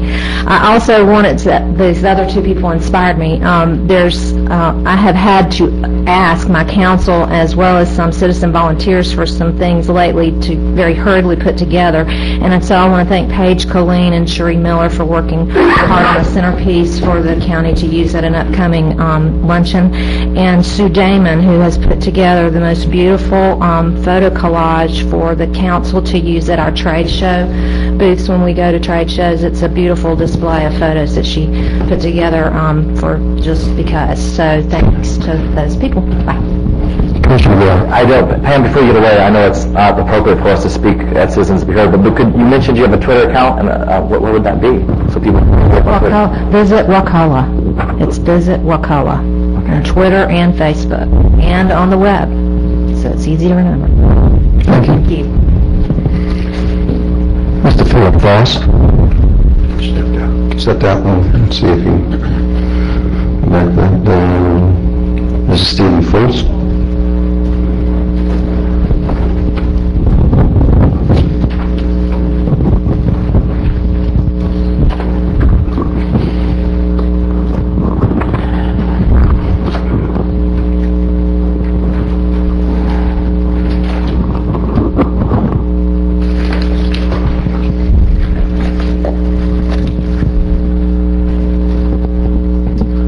Commissioner Steve Fultz, 35 Montecoupe Circle.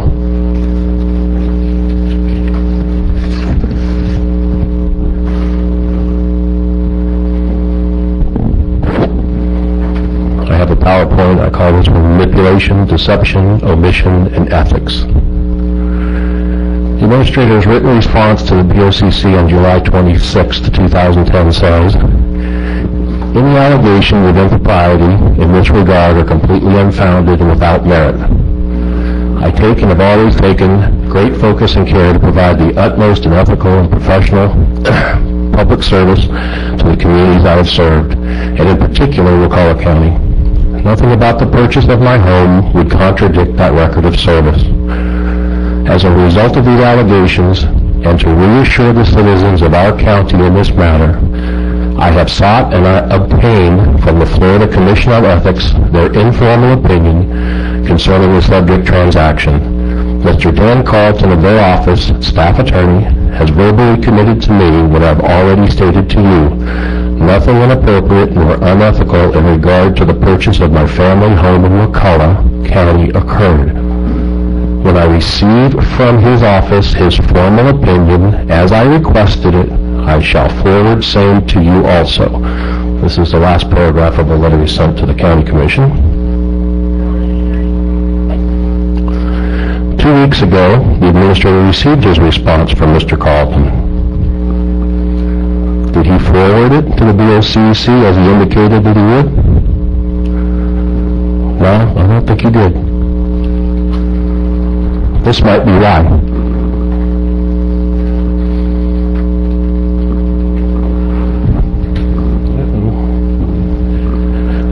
As you are aware, I have been assigned to respond to your ethics inquiry.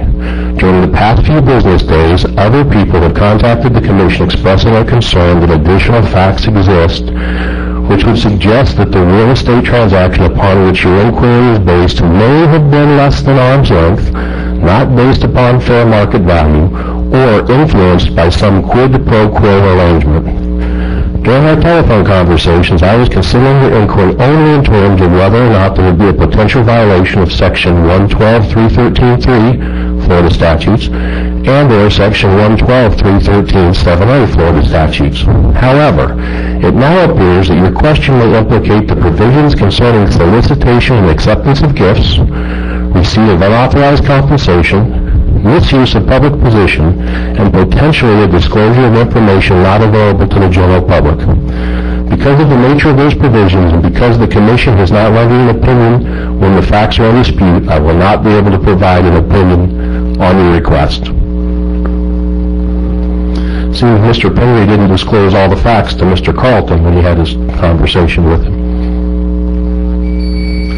To be fair, Mr. Carlton did go on to say he is not implying that there is any unethical conduct and historically declines opinion when a complaint is filed. To my knowledge, there has not been any complaints filed as of yet. Hopefully the BoCC will take action and do the right thing rather than simply continuing to turn a blind eye. Copies of these documents are going to be in the lobby. I'll hand them out now to the board. Thank you. Mr. Renee Calhoun. At the appropriate time, I'd like to be able to respond to this.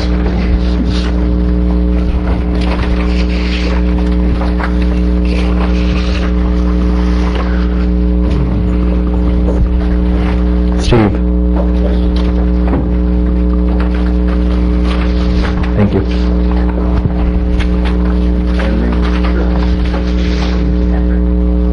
Want to correspond with me, remember?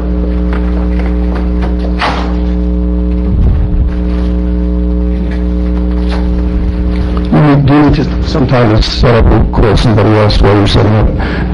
Mr. Philip Voss.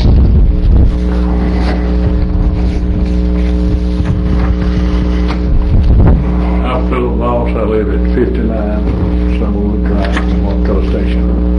Some of you know me. I was appointed by the county commission some 25 years ago to be on the recreation board. I don't have any wants or desires right now. That comes later.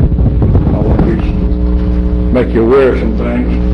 We have grown so immensely that last year the recreation board, just the members and the coaches and parents, had to come up with $10,000 extra just to play the games that we normally play. It was that much short in the budget. Now, I understand there's going to be a cut this year, but you'll have to deal with parents like I do.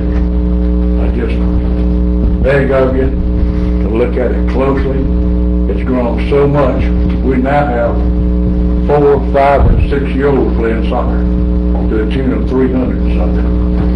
It's so well used that there's no room for anything, and we don't have anything in the future, nor do y'all, no land or no money to buy any more land.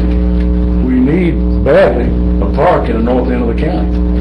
Our children are suffering. I don't want to see them hurt that way. And if we cut the budget, they will be hurting. That keeps them out of jail. We We entertain them, we let them play ball, do anything they need to. And I would beg you, think seriously when budget time comes up, to think of the children in this county, and whether you like it or not, what the Recreation Board does. They're volunteers. They're not paid for the county. The county doesn't give me one penny from any of the volunteers. There are 2 members for every county commissioner. They're appointed by the county commissioner. And it's been a privilege, and I appreciate it very much. Having worked here, I won't tell you how old I am or how long I've been here. But when Noah come up, I helped him up hard. So, 75 years.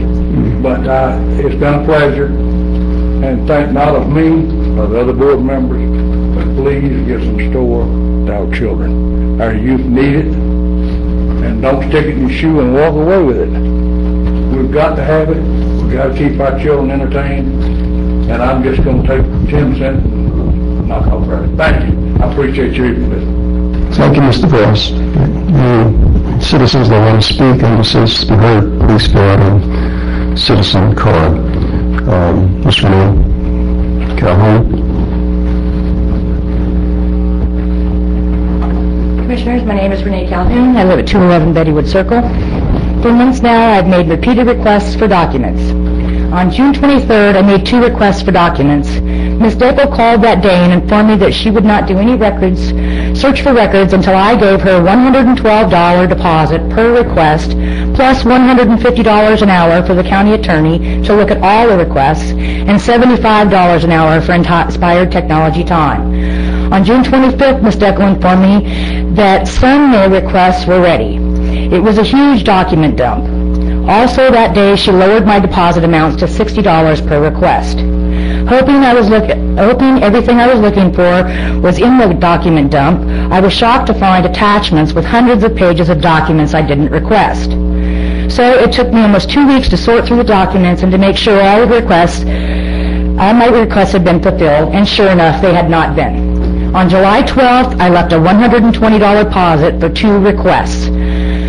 Request number 2074 and 75. You can see here, there's the request that I sent in.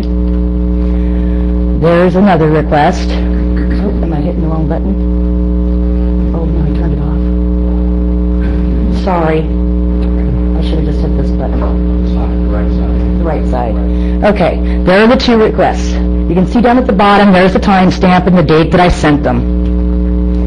Here's the letter that I got from Ms. Dekel showing that she had received a request with them on there. The same with the second one. Here's the receipt where I came in. You can see 74 and 75 for the $125. Here is a copy of an email that on the 14th I went in to get the more documents, and Ms. Dekel informed me that nothing was found from 74 and 75. I asked for it in writing. She refused, stating that we create a document. I asked how she knew and how she found out, and lo and behold, she pulled out that email. I asked for a copy of that at that time, and it was 2 weeks before, as you can see the date there at the top, on June 28th, 2 weeks before I gave her a $120 deposit, she knew the answer to the question.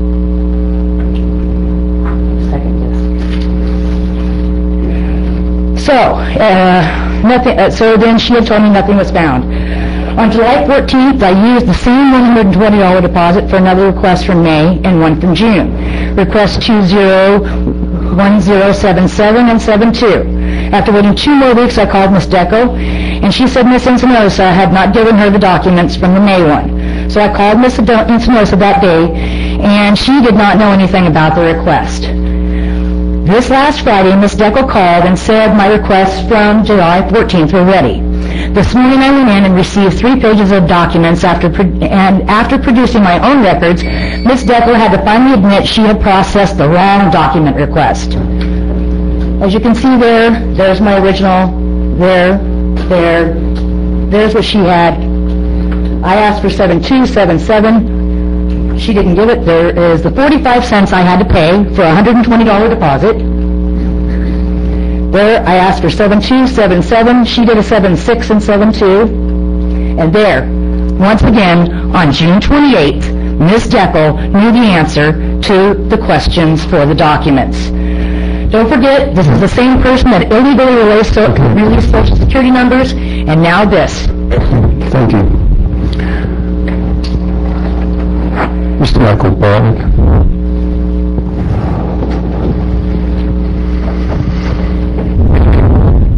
I'm here to represent the rec park team tonight as a coach.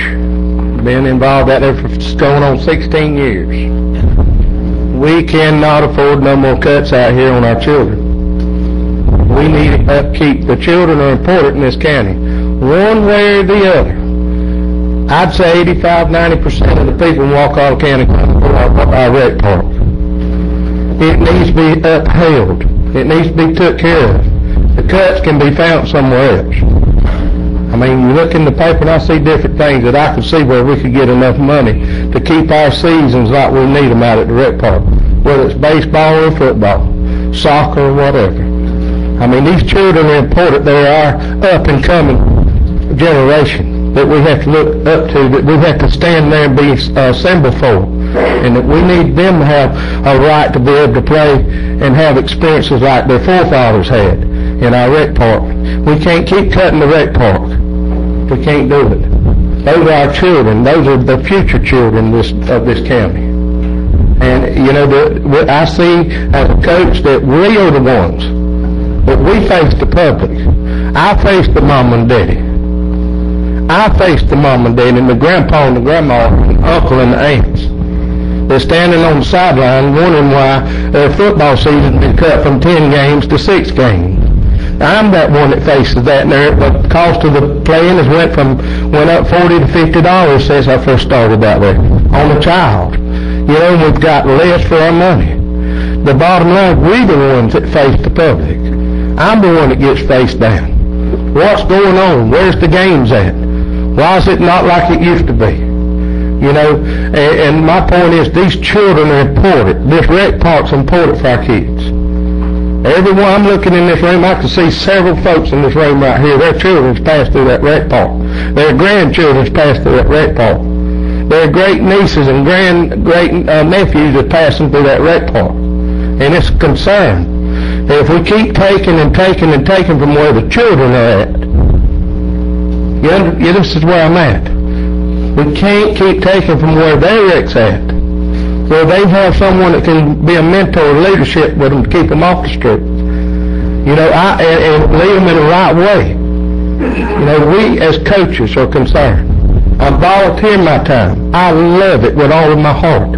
I've never had anything that God gave me that I enjoy like I do being in the rec park. And I thank God that He put me there. He began to work on me there in that rec park.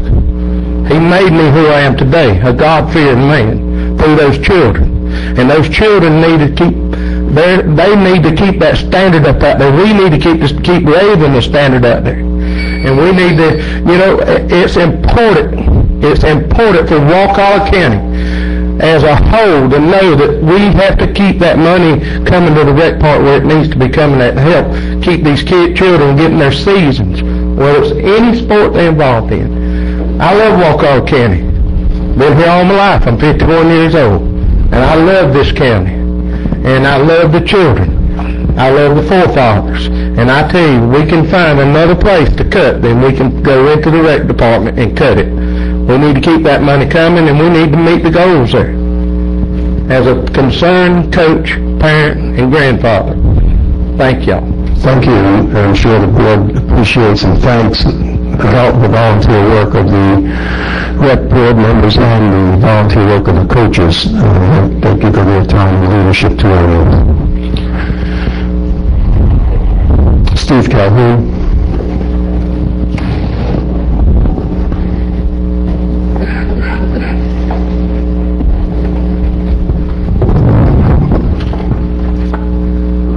Steve Calhoun, 211 Bettywood Circle. Ladies and gentlemen, over the last few months I've noticed an alarming problem within the relationship between the Board of Commissioners and the people of Wakulla County. The board was elected and hired to run the county for the people. The board works for us. We do not work for you. So therefore it is now time for your employee evaluation. The board will be evaluated as a whole. Section 1, quality of work. 2, Too many times in the past few months, the board was caught unaware of the details of the items that you're voting on. You're not doing your homework. Therefore, you'll receive a 2 out of 5. Job knowledge. I'm not convinced that you have a proper understanding of the scope of your job, or I'd not be here tonight. Therefore, you'll receive another 2 out of 5. Communications. You all do pretty well at communicating, so I'll give you a 4 out of 5. Interpersonal skills. This is how you treat and deal with others. You do well with the community. Therefore, I'll give you a 3 out of 5. Conflict resolutions. We've only seen a few minor conflicts, so therefore I'll give you another 3 out of 5. Teamwork. Considering that the restrictions that you're all under, I think you do a good job on teamwork. Therefore, I'll give you a 4 out of 5. Ethics. This is always difficult when it comes to politicians. We'll just have to see how the lawsuits against the county pan out. But at this point in time, I'll give you a 3 out of 5. Number 8, taking the lead on issues. You all have issues that you want passed, and you take the lead on them. I'll give you a 3 out of 5. That's a total of 24 out of 40. When I taught school, that was a failing grade. Ladies and gentlemen, I believe you're failing the people of Wakulla County. You're failing at the job we elected you to do. Your actions over the past few months have been appalling. The behavior is unacceptable and will not be tolerated. Therefore, commissioners, I ask you to stop just for a moment. Listen to the people. They're speaking to you. Listen to the words carefully and act appropriately. Thank you. Thank you.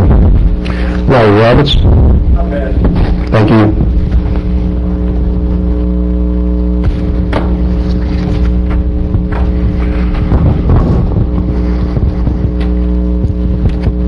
Pleasure of the board.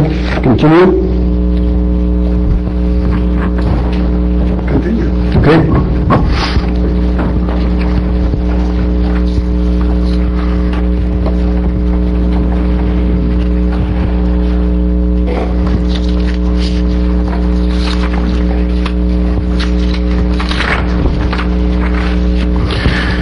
Next item on the agenda, correct me if I'm wrong, is commissioner agenda items.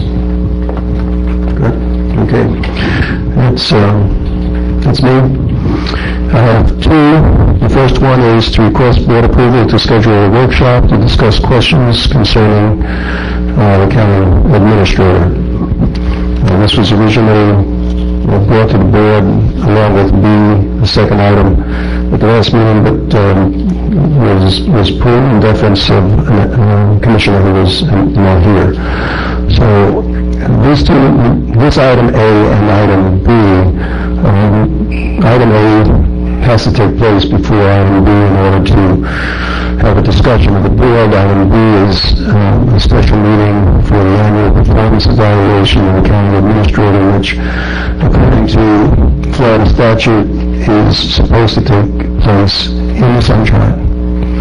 So that's the first item, is to schedule a workshop. I originally scheduled it to anticipate scheduling for August 19th, or then this Thursday. That's not going to be possible at this point in time, so it has to be put out further. The request to schedule a special meeting needs to take place, in my opinion, before the second budget hearing, where the final budget is set, in order to know what needs to be scheduled in as far as the county administrator. So that's what I'm asking the board to entertain a motion to schedule a workshop to discuss questions of the county administrator.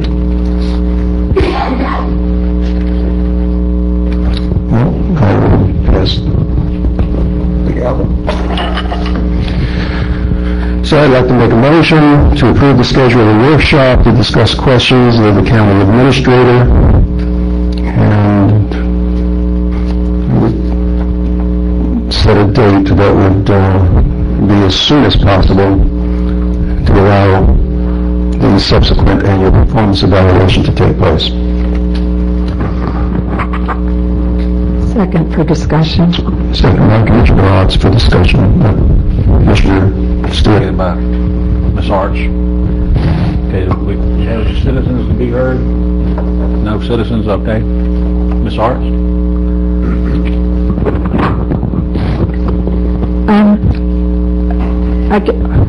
First, I was wondering, even though we have to take these separately, but I was wondering if we could combine them. I know you said you think the first one needs to be done before the second, but I would like to combine them if possible. I have no objection to that. One would have to be a workshop, and the other one, it could be a workshop. The other one has to be a meeting where the board can take action. Or it could be a special meeting. And it could be done under a special meeting. Okay.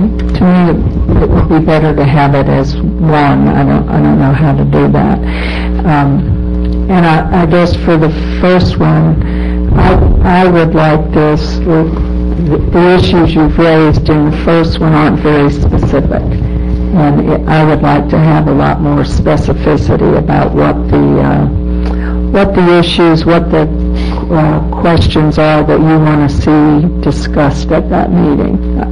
I think that's only fair so that the administrator can prepare responses, and also that we know in advance what we're talking about. That's one thing. And my other comments pertain to the second proposal, so I don't know if I should go on to that one or wait if we're going to combine them. Please. Okay, and then for the part about the evaluation, I would like each of us to do independent evaluations on our own and bring those completed to the meeting, and then discuss them at the meeting, but still follow the process that we've had before, where we complete them independently. And then I actually see it kind of reverse, maybe, is to do our independent evaluations, and then during that discussion also have, if there are answers to questions that we want to have discussed, do it after we've already turned in our initial evaluations. Okay, Mr. Chairman. It's my understanding that the evaluations need to be taken and done in the sunshine, which means not like we were doing them before. And that was included in my item as far as... Well, maybe we need the attorney to clarify, because when I talked with her, it was my understanding that we can do our individual results, but then we need to present them. It could be a consent item at a regular meeting. They just need to be presented in a public meeting. Please clarify. The potential issue that the Sunshine Manual was speaking to is the same as it is if you guys do an opinion paper, for example, and distribute it to your federal board members before you are here to meet, so that everyone knows your opinion beforehand. I think there's a lot of ways you can accomplish this. You could each individually meet with the county administrator, do a ranking, and then come together in a public meeting to go through it and have them submitted and accepted by the chair. Or you could do it in a special meeting. You have some latitude there. Okay.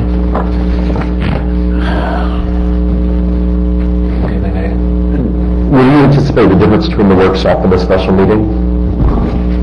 Yeah, you said,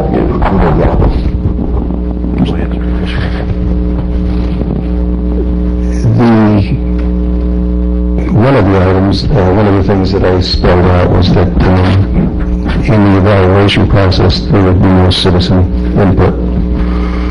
And the workshop would include citizen input. As far as what issues I personally would like to discuss with the board, and I think it's important that the board have a discussion, because that's the only way we can discuss things is in the sunshine. And I think we have to step up and be able to discuss this, not just fill out a ranking like we've done in the past, hand it in, and then walk away from it. So we'll know your ranking. It's a public record. we know your ranking, but I really think this board needs to discuss what the issues are. If you consider them issues, I do. I consider many of the things that have already been brought up before this board concerning our county administrator significant issues. Purchasing policy. I'm convinced that there needs to be better adherence to our purchasing policies. I think these were misused. I think we need to be able to discuss items like the increase in personnel portion of our budget that has increased significantly.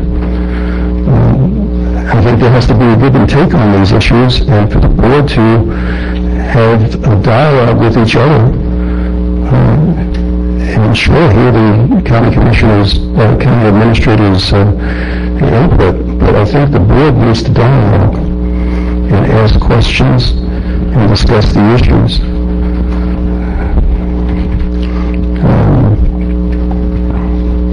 I personally think that there is an area of concern regarding the purchase and sale of properties with a principal of a vendor.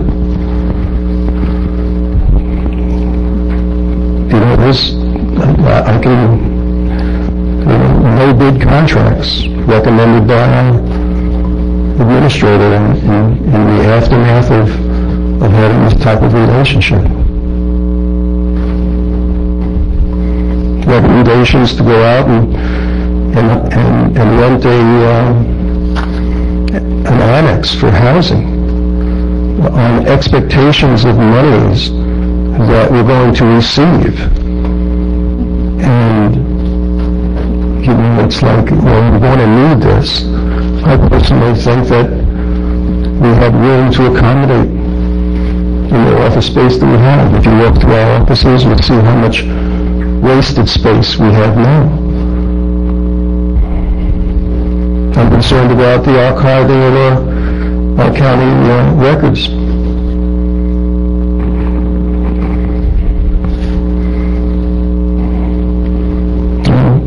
I'm concerned about the administration bringing up different issues, and some of which we're going to discuss at a workshop regarding fire inspection.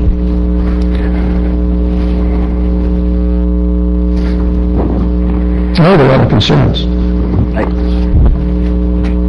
I think I was asking not so much for listing now, but that, it's helpful to have that information now, but also that it be spelled out prior to the workshop in a written form.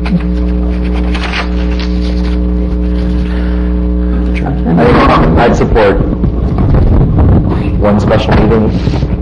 I don't think we need a workshop and a special meeting, in my opinion. I think we can handle it all if there's an overwhelming need for citizen participation and there's time.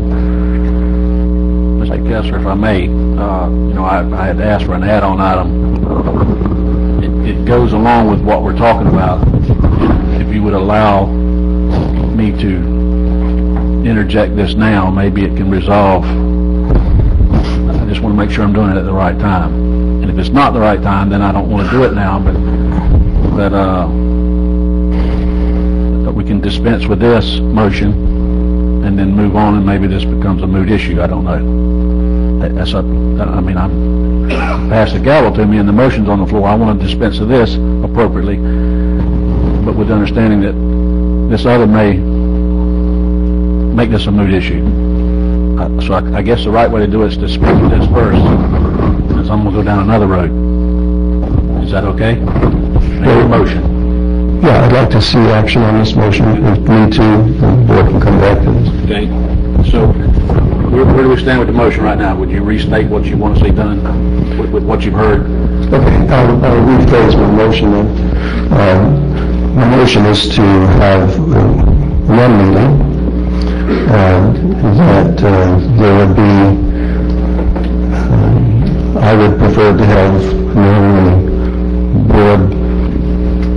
board discussion, but prior to that board discussion, I think there should be opportunity for citizen input. After that citizen input, the board should have serious discussion concerning the issues relating to our county administrator, and the call will be done at one meeting. Hey, Evelyn, you understand all that? I understand. Okay. Can we have a second? Ms. Hart, that still stands? Okay. Any more discussion by the board? We need to try and get a date. Well, that would be helpful. He said he wanted it sooner than later, so propose a date. Usually administrative evaluations are done end of September, or is that?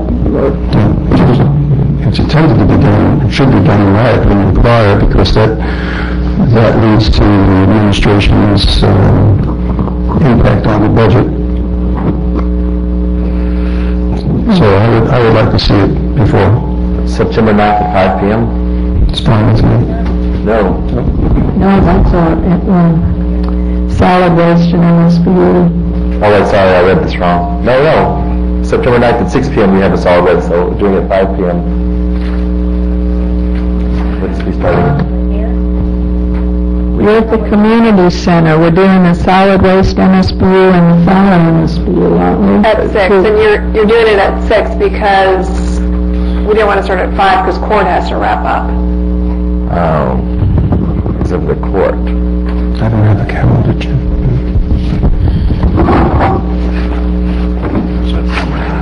We are now. I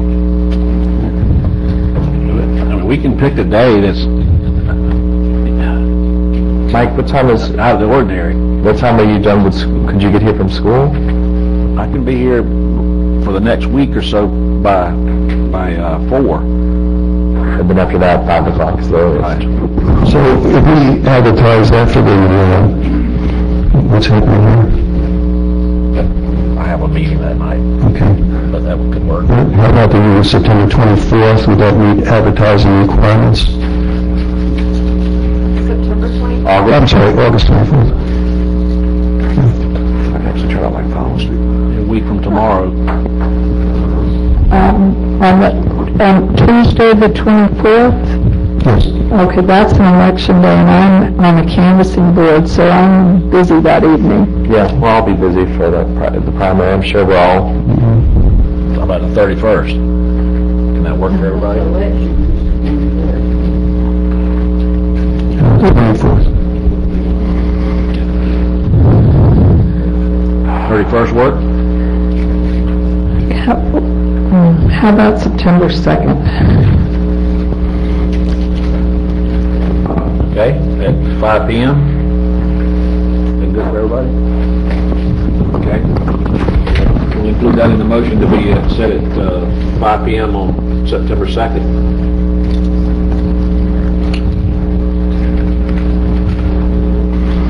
All right, we have a motion and a second. Any more discussion? Hearing none, all for the motion, say aye. Aye. Opposed? Motion carries 5-0. I'll hand that back over to you, Mr. Chairman. Thank you. Thank you, Commissioner Stewart. So that concludes the Commissioner agenda items. We're now on to County Attorney.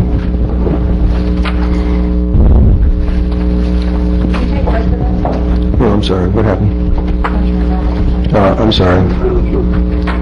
We had a citizen to be heard, and I'm sorry I missed that. Mr. Stephen Foltz.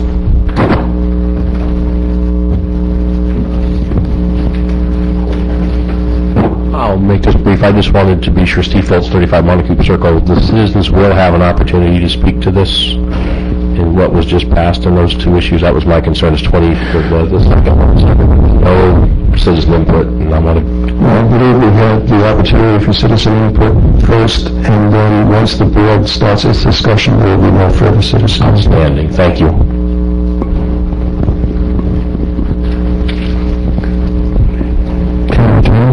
Thank you. My first county attorney item is an update on the legal status of the Oyster Bay boat ramp.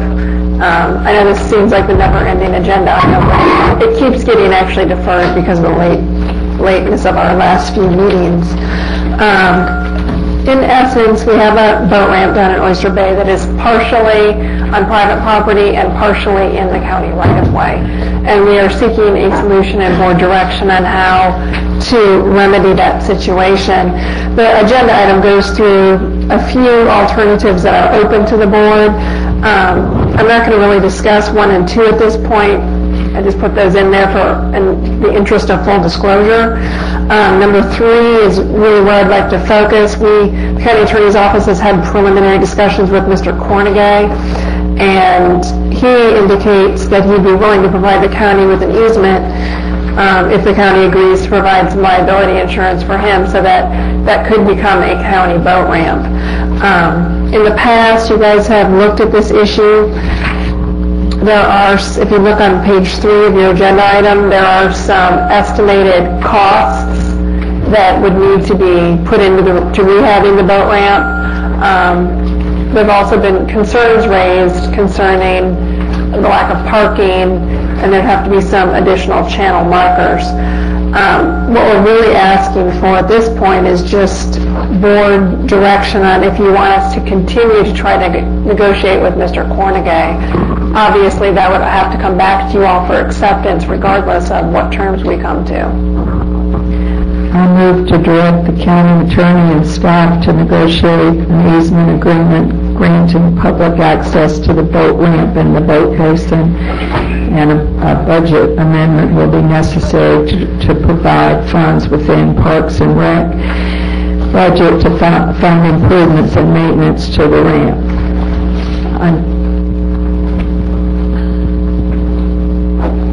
I'd appreciate a second. And I know that there are residents of Oyster Bay who would prefer that this be a private ramp, and I just would encourage them, if they wish to pursue this with Mr. Cornegay, that they do so.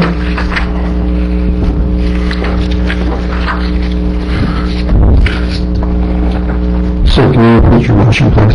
My motion is option 3, that we're directing the county attorney and staff to negotiate an easement agreement granting public access to the boat ramp and the boat basin. And then also direct Parks and Rec to find the funds within their budget for the improvements and maintenance to the ramp, as a budget amendment will be necessary to make this a public boat ramp. There's a motion and a second for option 3, as stated. Are there any citizens to speak? There are none. Board discussion? I'd like to see us, and I don't know, maybe this would work, Glenn, but I'd like to see us, just because there's no place to park. Nobody up here wanted to get on board with me when I brought it up to buy those lots when they were a good deal, and I think they still are a good deal to try to make that a nice facility. What I'd like to see us do is take ownership of it and turn it over to the homeowners association.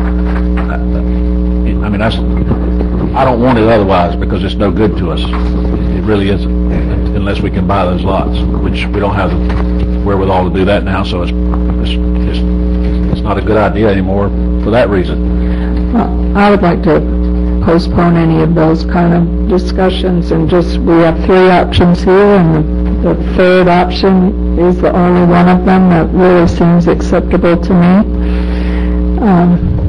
That's fine. I'm not going to vote for that then, because I don't want it. I mean, I don't think we need it. I don't think we have any parking. Well, but this time, if the homeowners association thinks that they can successfully negotiate something with Mr. Cornegay while we're waiting for this to come back, then they'll have an opportunity to do that. And if we do acquire it, we can look at other things later. Okay. Any further board discussion? I'm on board with Commissioner Ross with this. I think we have options after that. So, call for the motion. All those in favor of option 3 as stated, signify by saying aye. Aye. Opposed? It passes 4-1. County Attorney. Next item is a request for board consideration and approval to hire counsel to represent the Wakulla County Value Adjustment Board. Statutorily, the county attorney cannot represent the Wakulla County Value Adjustment Board. Also statutorily, the Wakulla County Value Adjustment Board cannot meet without an attorney present. So we were put in a sort of a catch-22 where we need to bring counsel forward for them and recommend it to them for acceptance. I had originally identified Bill Webster, who is a local attorney who is certified in this area. However, he had a conflict in that he's going to be a special master up in Leon County. So I tabled this item from the last board meeting. I identified a new law firm. They've agreed to provide the services for $175 an hour. It's Boyd, Durant, and Sliger. They do a lot of real estate work, and I recommend you approve them. Move to approve Boyd, Durant, and Sliger to provide legal services to the Value Adjustment Board on the terms outlined in the proposal, and recommend the Value Adjustment Board accept this appointment as Value Adjustment Board attorney. Second. Motion by Commissioner Brock, second by Commissioner Arts to approve the hire of counsel. Any citizens to speak on this issue? Any further board discussion? A couple things. First, I appreciate our county attorney moving this forward, and I note that this firm will provide the services at a significantly lower rate than the firm that we had last year and presumably years before. I note when the Value Adjustment Board meets, they will have to approve this attorney. And there will also be a decision made about exploring a special magistrate, which is my desire. And what I wanted to bring up to the board, this is kind of peripherally related, but I'm hoping for a volunteer. If the Value Adjustment Board decides not to go the special magistrate route, for whatever reasons, I would like to be replaced on the board. If we could have a backup, maybe Alan. Since you nominated the attorney, I don't know if it's possible to do that. I served last year. I feel strongly that a special magistrate puts us in a better legal position. I know there are concerns that have been raised about the costs, and so I'm in an awkward position. I'm on the VAB. I also seem to have, I think, the larger number of kind of committee and board assignments. So I'm willing to serve on the VAB, but if the VAB decides not to pursue the special magistrate, I'm wondering if I could have a backup. Is that another? It's already approved.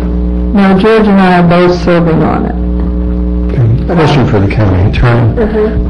In this process of choosing the different styles, what kind of time frame exists for going down that different path?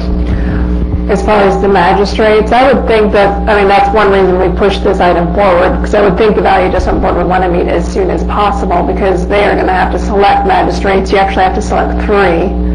I would note there is a statute that for small counties, the Department of Revenue does at least have the statutory authority to pay for special magistrates. Whether that's been budgeted or not is another question that has to be considered, but time is running out on getting special magistrates in, so we really need to move forward, because they need to conclude, the Value Adjustment Board concludes its meetings in October.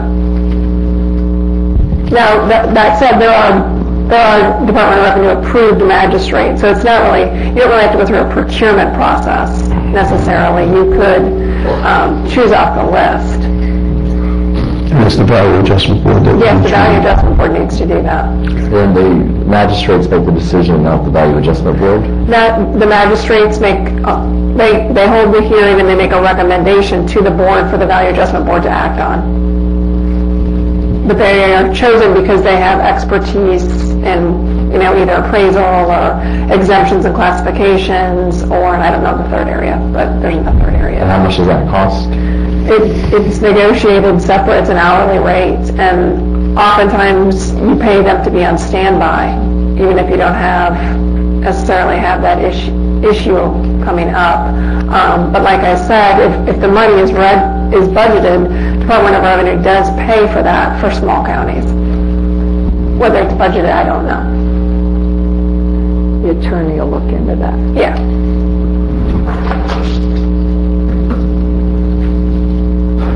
Okay, so, I mean, perhaps we could encourage to have a value adjustment board meeting sooner rather than later, then they could determine whether they're going to do special magistrates. And if they're not, then I can bring it back up. Yeah. Okay, sounds like a plan. okay. Thank you. So there's a motion and a second. And call for the motion. All those in favor signify by saying aye. Aye. And opposed? Passes unanimously 5-0. Mr. Chairman, I just have one other quick item, and I didn't put it on here. I just wanted to let you all know, just since we have time, I feel like I need to talk. Wakulla Gardens, the lawsuit to challenge the deed restriction that we talked about to remove the racially discriminatory deed restriction. We filed that. I did have a conversation with a representative of the old Panacea Area Development Corporation, and as expected, they are not going to challenge that. In fact, they are going to file an answer in support of it. So that should be wrapped up fairly soon. I'll let you know. Thank you very much for pursuing that and for the county. So, County Administrator?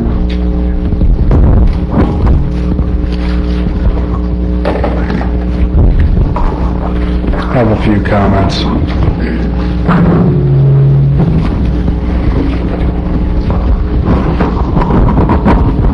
This has been a very interesting period of time. And I refrain from speaking during your items, Commissioner Kessler, but I do want to be clear on a couple of points. Every question that's been raised by a citizen or by this board, I have addressed, or my staff has addressed, in writing. When it comes to the budget documents that were all transparent and publicly approved, when it comes to contracts with Inspired Tech, when it comes to the PowerPoint that Mr. Kessler did in the meeting I wasn't here, alleging improprieties, I will note, without having gone to staff first to ask the questions, we responded. I don't know where to begin with Mr. Fultz. It's probably better if I just leave it be. But I will tell you, I stand by what I wrote. I did put in writing a request for a formal opinion. Mr. Fultz has copied you on an email. The day after I received that email, I went and I met with Mr. Carlton and the executive director of the Commission on Ethics. And they advised me that because of his efforts, largely, to call repeatedly, they were no longer, as is their protocol or policy, comfortable in providing a written opinion, as he had stated that it was imminent that he would be filing a complaint. I want this board to know, I want the public to know, that I have been focused on ethical public service my entire career. I have done it here. I will do it wherever I may go in the future. I do not believe anything untoward or unethical occurred.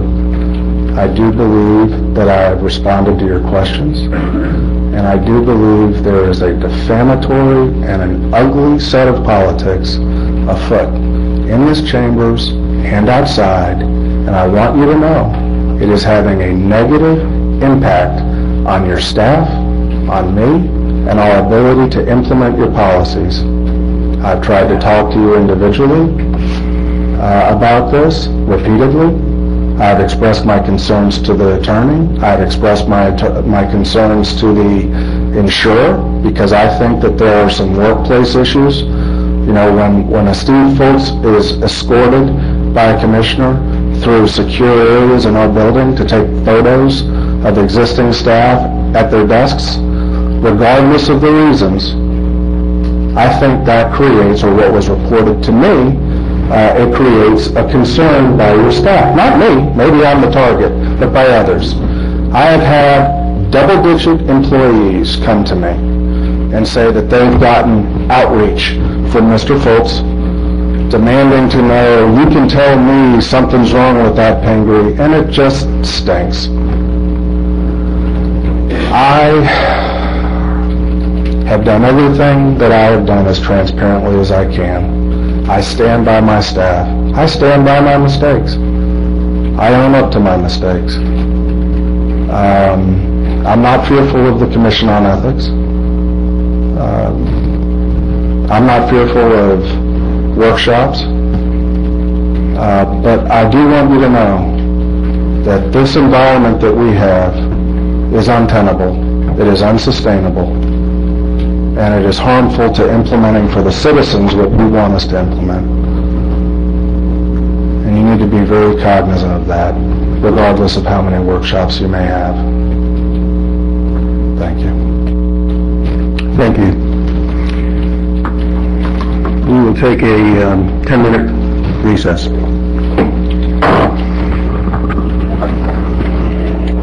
We just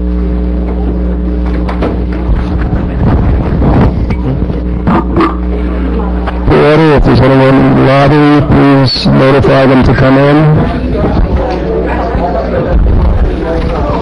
Okay. Larry, can you see if there's anyone in the lobby if they want to come in?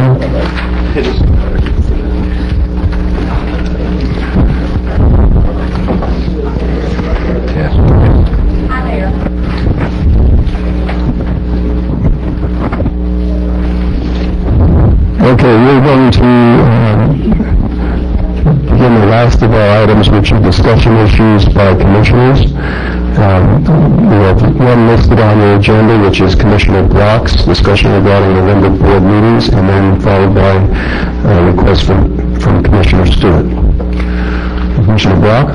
I just wanted to, it looks like I have a conflict on November 1st, so I was just giving you an early heads up that I won't be able to attend the November 1st meeting. I wanted to make sure that I was aware of that. I might, if there's, when the agenda becomes published, if there's an item that might need to be tabled, I might bring it up sooner to that, letting Heather know, and we'll go from there. Wanted to also, since we're on the agenda discussion, I plug early voting one more time. And I wanted to ask, I don't know what we need to do, but can we have somebody look at our mics? Because the sound in here, I know we probably had it done before, but the mic noises are distracting.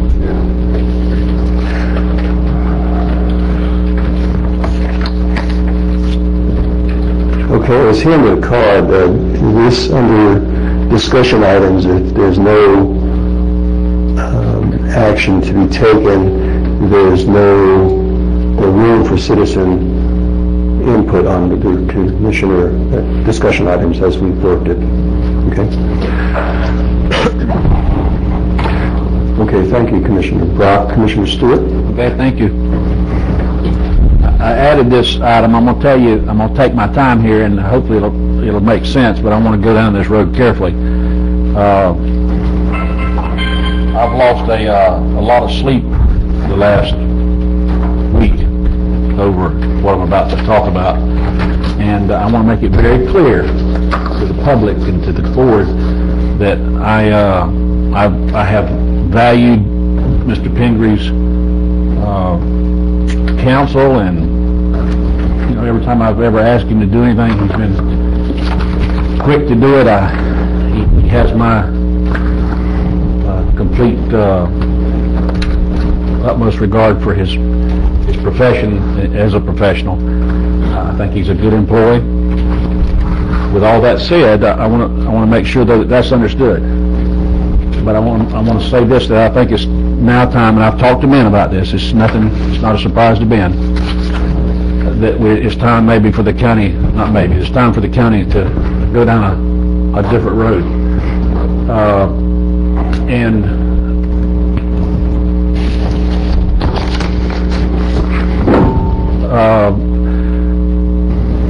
I guess what I'm saying is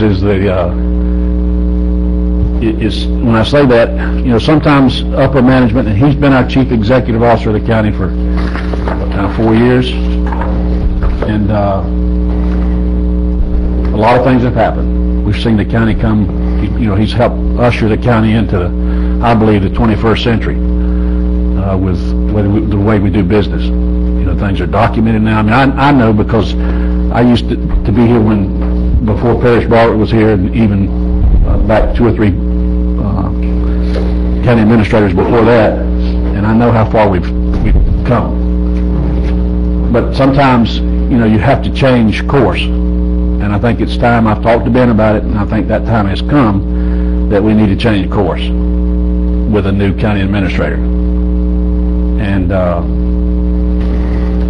I didn't want to negotiate anything with Ben. I have not negotiated anything with Ben, nor will I unless the board appoints me. I'm going to suggest that some member of the board do that to come up with some mutual separation agreement to ask Ben to leave the county's employment. And I hate to do that. I think it's going to be a big bump in the road, and I'm not sure that I always used to think that when I was in charge of somewhere in all my employments that I had, which I can only talk from my military history, but when I was there, I always thought that wherever I was at would quit functioning when I left, because I thought I was that good. But lo and behold, when I'd leave, I'd look back 2 or 3 years later, and they were still functioning, just as good as when I was there. So, we're not irreplaceable, but sometimes it's hard to find people to fill people's shoes, and I think that'll be the case with Mr. Pingree. But I'm asking the board tonight, and I'll do this in the way of a motion, is for us to negotiate a mutual separation agreement with Mr. Pingree, and to have it ready for the next board meeting to do just that, and ask a board member, and I'll be glad to do it. I only say that because I want to put my hat in the ring too, and I don't care who does it.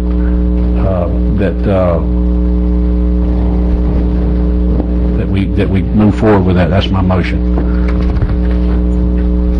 I know it'll take a 5-0 vote to get that done tonight, but that's where we are. And let me just, before we do second, if I hope I can get a second, because I think it's time to do it, because I too have had almost every staff member that's on staff come to me privately and say to me how frustrated they are with the way business is being done in the county right now.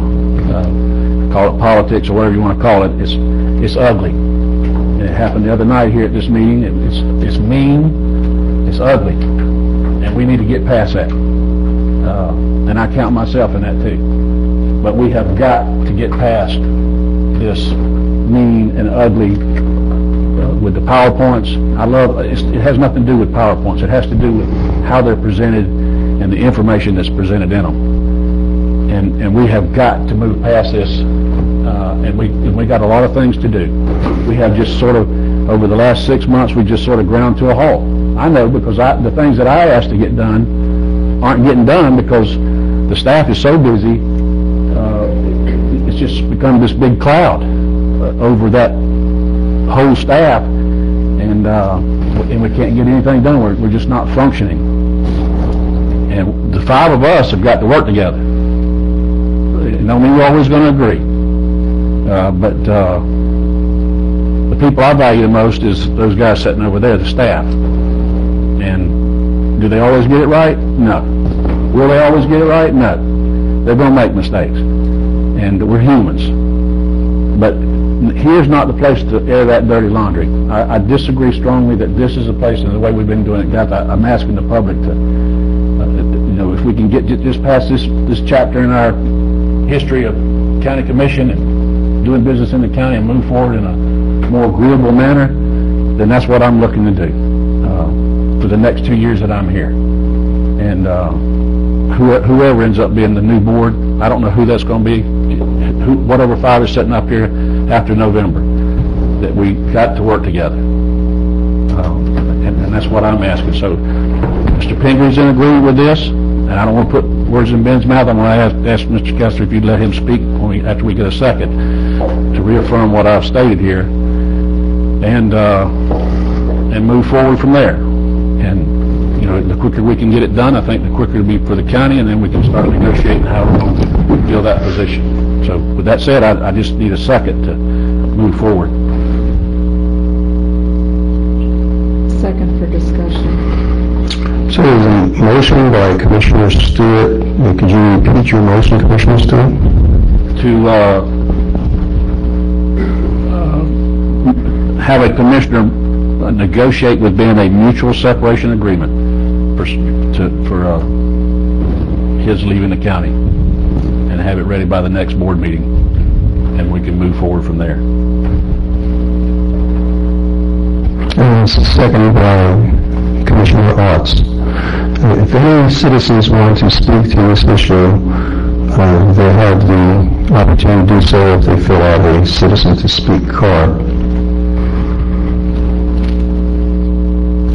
So on the first citizen is Mr. Chuck. Well, we want to hear from Mr. Pingree first, please.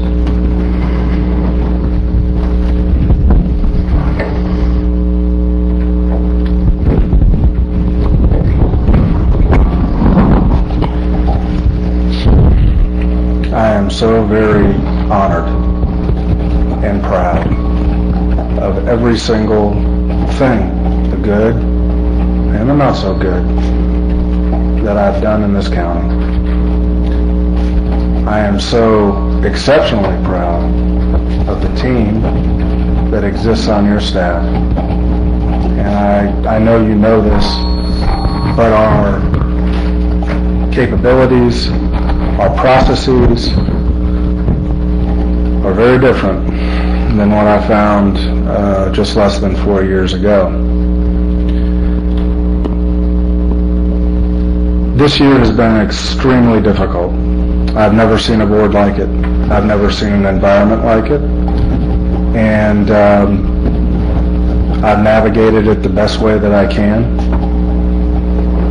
But I would be dishonest if I told you that we are firing on all cylinders right now. The fact of the matter is there are a handful of concerned citizens, good citizens, but they are, best I can tell, turning this county on its head. And I'm not being successful at this point in time to the high standards that I set for myself and that you expect of me and us. And it's not just me. You can ask any of your staff, down to the line staff, ask their opinions. I've always had a objective of providing the best service compared with any other county in this state, regardless of size or capacity or scalability. And that's a really high bar when you're fiscally constrained and you don't have that much staff. But man, we've come a long way and we've done great work. But I don't have a objective in being a martyr either. I feel persecuted. I feel defamed. I don't think it's fair what's happening, but it doesn't change anything. And I don't know if this is sustainable for the organization, and I'm pretty sure it's not sustainable for me personally.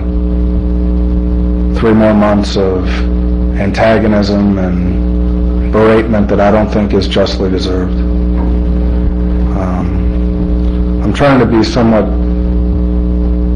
calm in my statements, but there's been a tremendous amount of suffering, and not just by me, but by many people on this good team that have nothing else in mind but to serve you and the citizens through you.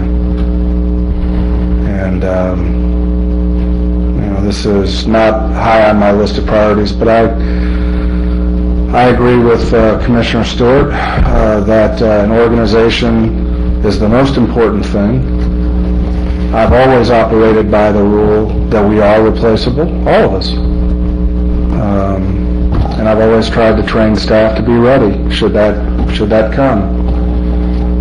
If there is a way for this organization to proceed under new leadership, if that is the board's desire, which by what has been allowed to occur in these chambers and outside, I get the sense that's kind of where you're going.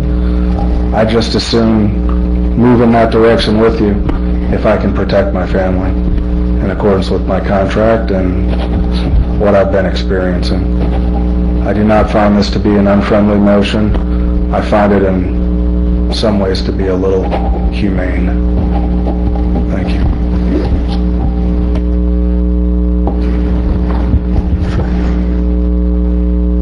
Mr. Chuck Hess.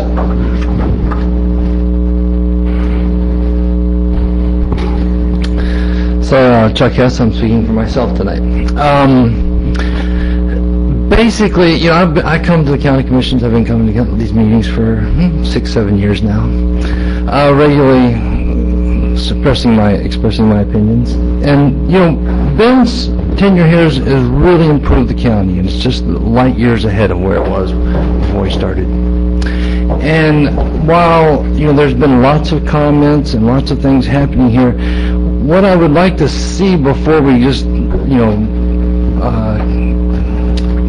allow him to go away is addressing the issues. If there is an issue there, you know, okay, then this might be the way we want to go. But if there isn't an issue there, he's been a good employee, and I would think we would want to keep him. And so I'm not sure, you know, how much there is to all the stuff that's been coming up. But I would like to see the board address it. I thought that's what this meeting was coming up on September 2nd, was going to look at the issues, address the issues, and see if there's anything that needed to be addressed. I thought he's done a really good job, and so if it's possible, I would like to keep him. But that's just my opinion. Thank you. Thank you, Ms. Pam Portwood. Sorry, I stepped out a couple of minutes and then I came back in and heard a motion that sounds like our county administrator might be leaving, and I'm just beside myself. I know Ben Pingree. I know him to be of the highest integrity. I know the work that he's done in this county is excellent, as is the staff that he's brought on that have gone through all of this stuff with him. I do not accept, as a citizen, I do not accept any resignation or any vote to separate him from this county. I think we need to move on and let him do the job that we hired him to do, because I'm sorry, I'm just without words. This means a lot. This just means a lot to this county, and Ben Pingree and the staff that sits behind him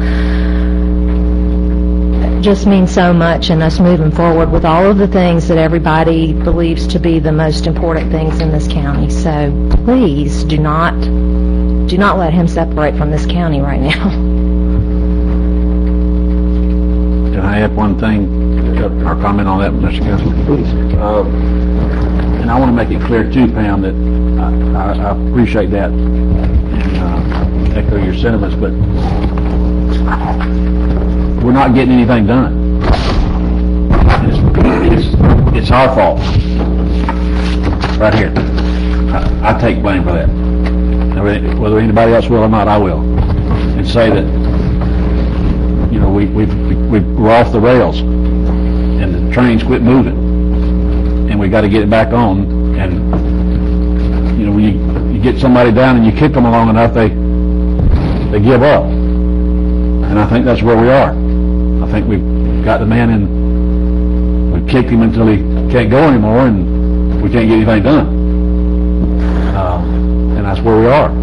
So, and I didn't come up. Like I said, I lost a lot of sleep about this, and I went to Ben. Sometimes you got to part ways, and unfortunately, that's where we are. And you can, if you want to blame anybody, you can blame me. I'll take the blame. But it's not fair. It's not fair to his health. It's not fair to his family. It's not fair to those people who work for him.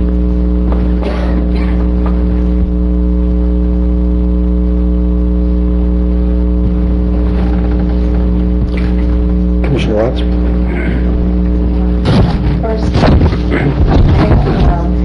Commissioner Stewart for bringing this item forward.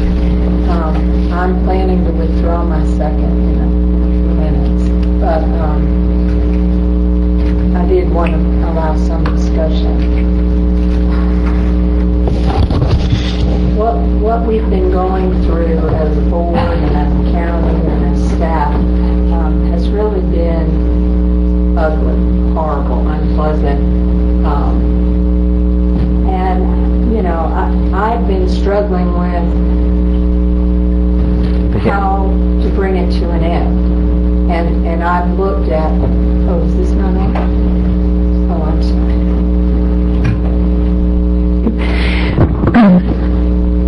Do I need to start over? Sure. Okay. I thank Commissioner Stewart for bringing this item forward, but I also indicated that I would be withdrawing my second in a few minutes. And, you know, what we've all been going through, the county staff, the board, the public, has really been ugly. And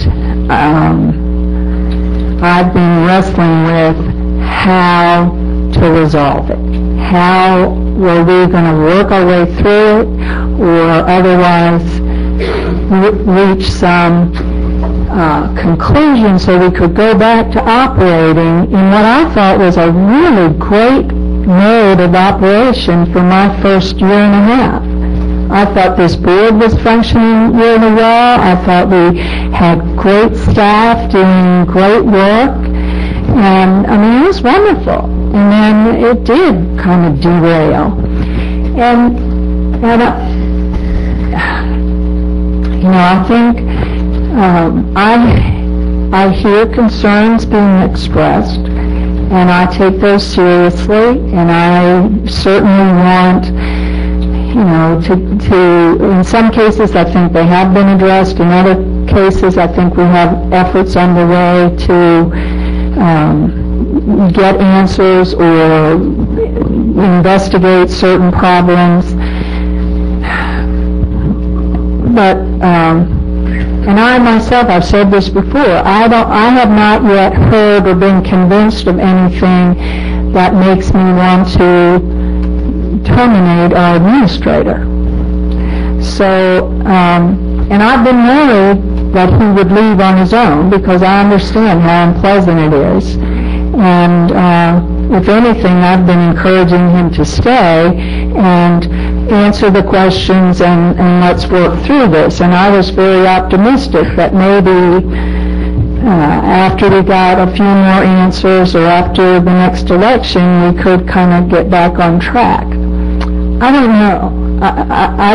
You know, most of the ideas I've had don't seem to be real clear solutions to put this all behind us. So I don't know, but I don't want to I don't want to vote for anything tonight because I want to talk with Mr. Pingree personally about this specific thing. I haven't had a chance to do that. I want to talk with the other staff because what I absolutely don't want is a mass exodus of excellent, productive staff. So I'm glad people are thinking about ways to try and resolve this. I personally was hoping it would be something we could work through together as a county. You know, that if we found some problems, we could make corrections, you know, change some things about the way we've been doing things. And some of what gets that Mr. Pingree gets blamed about, I mean, it's things this board voted on. I mean, if you're going to be pointing your finger at somebody, it's the five of us who usually voted 5-0 to do something. So So I don't think he is justly, a lot of the things that are being thrown at him really, like you said, you take responsibility for, I take responsibility for. So, I'm aware there's concerns and there's some problems. I think there's some big problems, some places we aren't even talking about. But I think most of what's been thrown up as, major problem, I think is fixable, and I really was hoping we could work through it. But I appreciate that we're looking to try and find an end, because I think at some point we do need to get back on track. And if I may, Mr. Chairman, yes, please. To Ms. Hart's, I didn't, like I said, I went and talked to Ben more than once about this. And this was an understanding that this is where we wanted to go, this road we wanted to go down, and I'm not trying to defend anybody. I'm just saying this is ugly, like you said, where we're at in time, and it's got to change. I hate coming to the commission meetings because it's gotten so ugly. Now, that's what I'm paid to do, and I'll keep doing it because I got thick skin. I don't need any of that lotion that somebody offered the other night. But, I want to see, I want to do right by him, and I want to do right by those folks who work for him. And if he feels like this is the road we need to go down, then that's the road we need to proceed down. So. We have a few more citizens that wanted to speak on this. A few more citizens, Larry Roberts.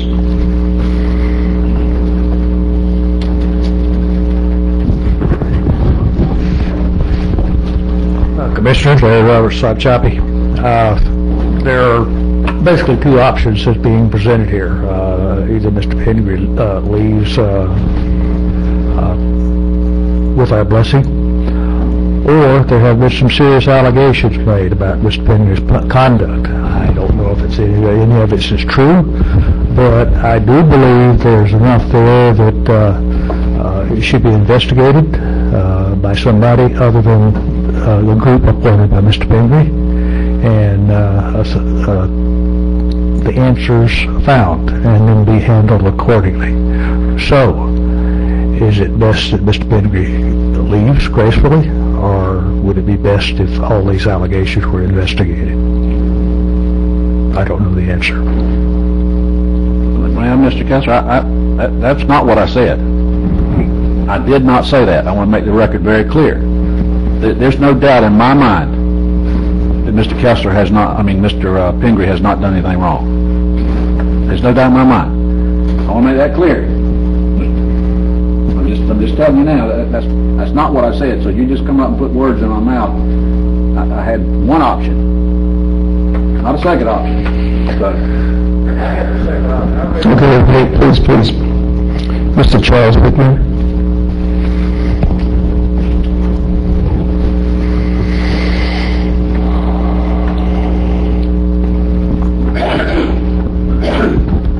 Charles Hickman, 528 Hickorywood Drive. Mr. Stewart, I applaud your managerial expertise on this issue. It's a very difficult issue. What I'm seeing at these meetings and with Mr. Pingree is perception. And when you have some perception that's 90% against you, you can't do your job as well as it should be. And that is a very difficult position to be in. No one has ever gone through the professional ranks, managerial ranks, without having that issue face them at some point in time. I have 3 or 4 times been in that position. It's very difficult to be in. And the best thing to do is perhaps what you had suggested. Sit down and have an amiable separation at this point in time. It also is an opportunity for you as a board to sit there and make some managerial decisions on what you are looking for in a new administrator, the salary levels comparable with other counties, the benefits comparable with other counties. And I'm not saying we're out of line. I'm just saying, it's time for you to take a hard look and make managerial decisions that you all have agreed to do on behalf of the citizens of this county. And I applaud your efforts. Thank you. Thank you. Ms. Gail Hickman?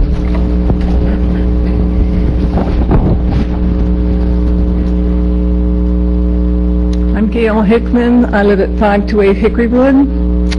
I don't have a whole lot to say. I think, Mr. Stewart, you have made a very wise motion, and I'm proud of you. It's a difficult and hard thing, and I think it's the best thing. And I'm pleased that you stood up and did that. Thank you.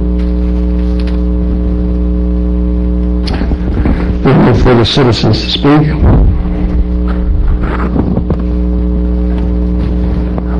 I'm just going to withdraw my second, but Alan, did you want to say Before you withdraw your second,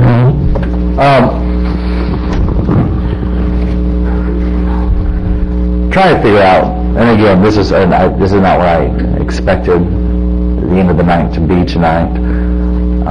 The best way to address these concerns that are being raised. I'm trying to figure out if I've tried to, as much as I can, express my support in the past for our county administrator and our staff.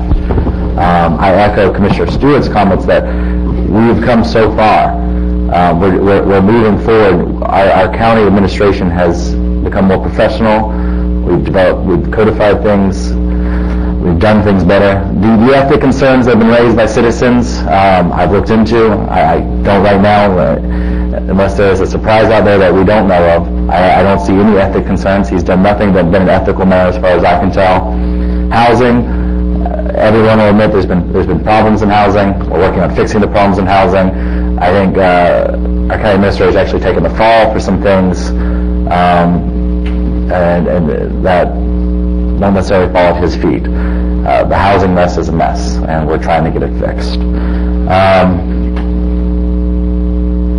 My other concern with this, and I worry, and again, maybe I've been, in my effort to avoid conflict, maybe I've been too timid, too complacent, to try to avoid having conversations and turning these conversations political, because that's not what I want to do. And I worry that if we might have already done this, by not addressing these issues earlier, when they first started being raised and the ongoing concerns being raised, I address them one-on-one with the administrator, but that's not addressing them with the public. I feel comfortable with the answers I've received. I think he's doing a good job. I worry that it would be really hard for us to find someone of his caliber to replace him because of the concerns that have been raised, the ongoing negativity that's come towards him over the last couple months, and the way that we handle it is, we let our county administrator be drunk, worthy or not, because we didn't address it. I'm not saying that, but we've had a lot of negative things been said for a few months. And we end that with, we think it's time to let you go. And then we go and try and find someone, and if they look at our record, they're going to say, well, you didn't stand up for your last county administrator, and then you let him go. And I think Mike's done a good job of saying very positive things, and I understand where Mike's coming from. We have to find a way to move forward.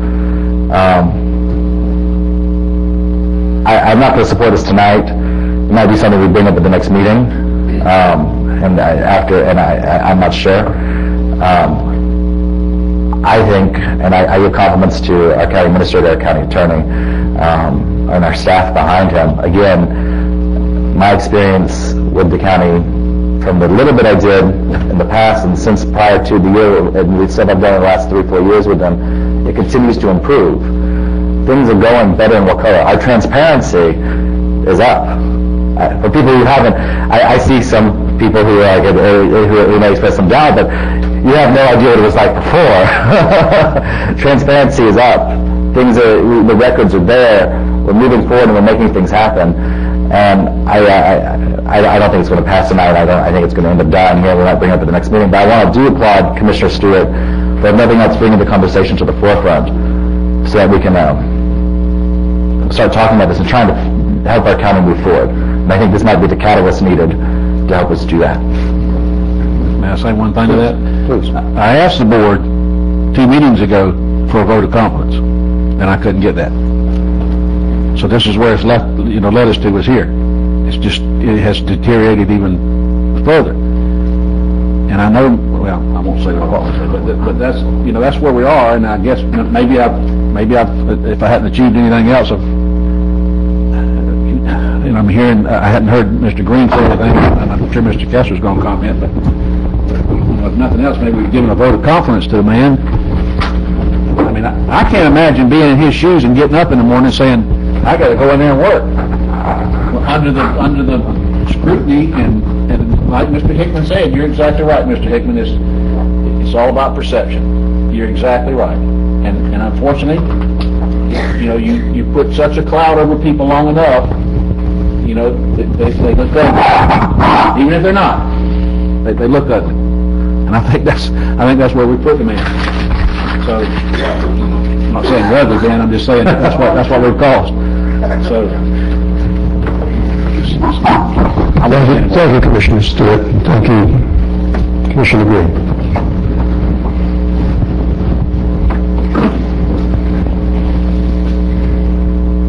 I'd just like to say that I've been sitting and listening to a number of things that have been said, things that have been done, and I have been looking for and listening for answers that would answer the questions, all of the questions that have been out there.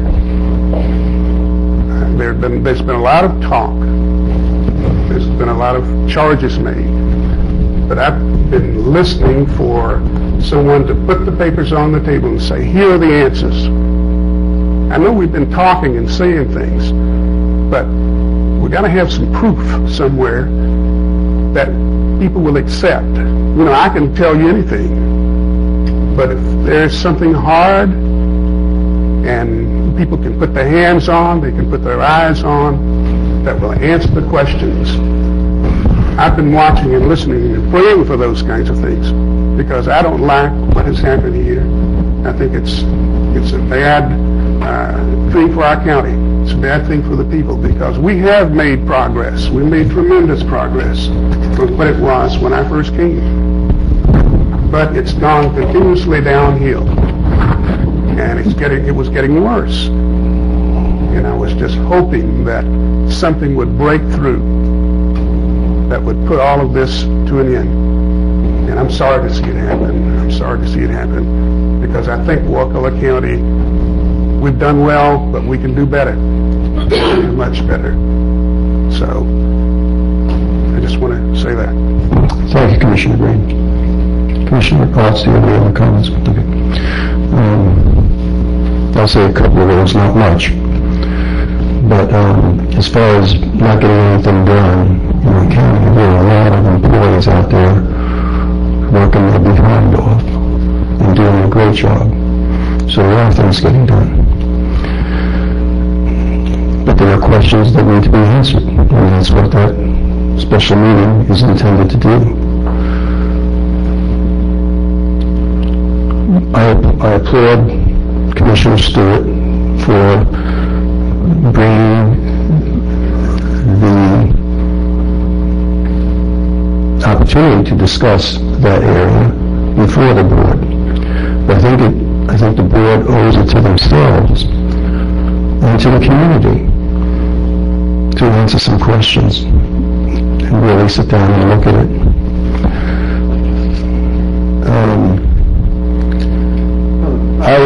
Please.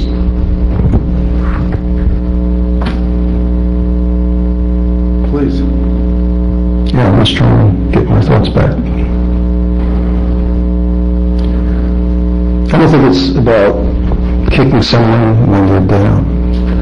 I think it's accountability. I think it's sunshine. And I think it's good government. And some of the government may seem pretty edgy at times, but this is democracy. This is America. And we as a people, we voted at one time. I think the board has a huge responsibility and has to address questions I think this is one of the opportunities that, or avenues that we may go down. I think it's not something to be handled at the end of the meeting in the discussion items. I'd like to recognize one of the citizens that wanted to speak, Mr. John Corbett.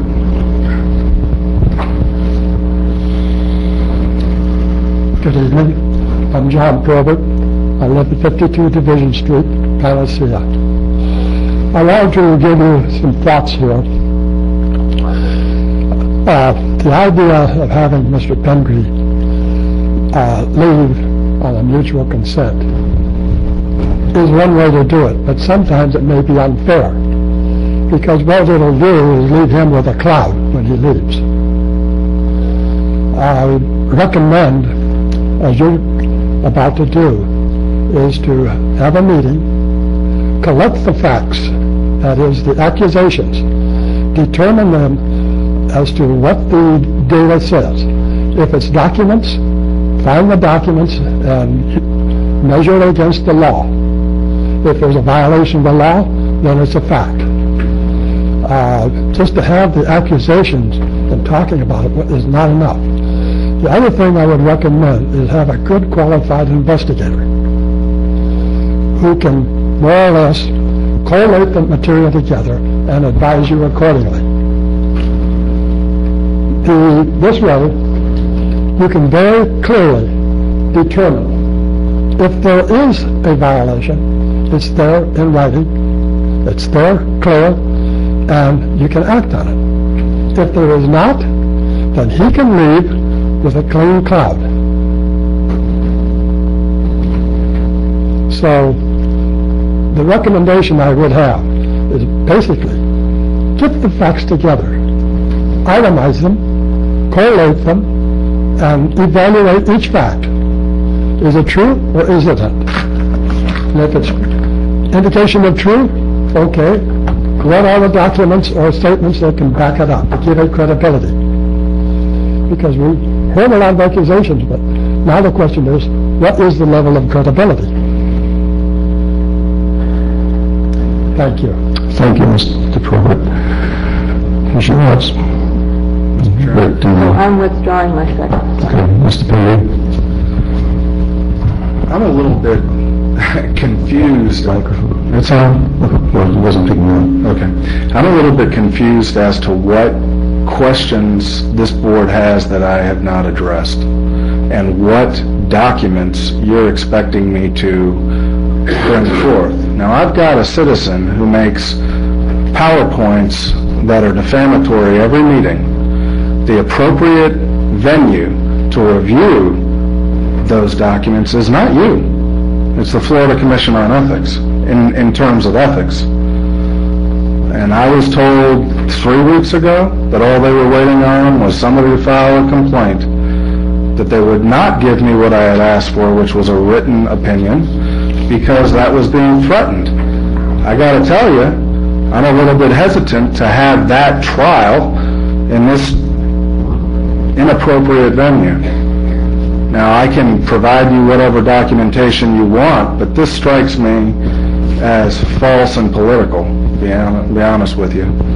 Now, in regards to housing, we have been upfront repeatedly about that. We've responded. We'll continue to respond.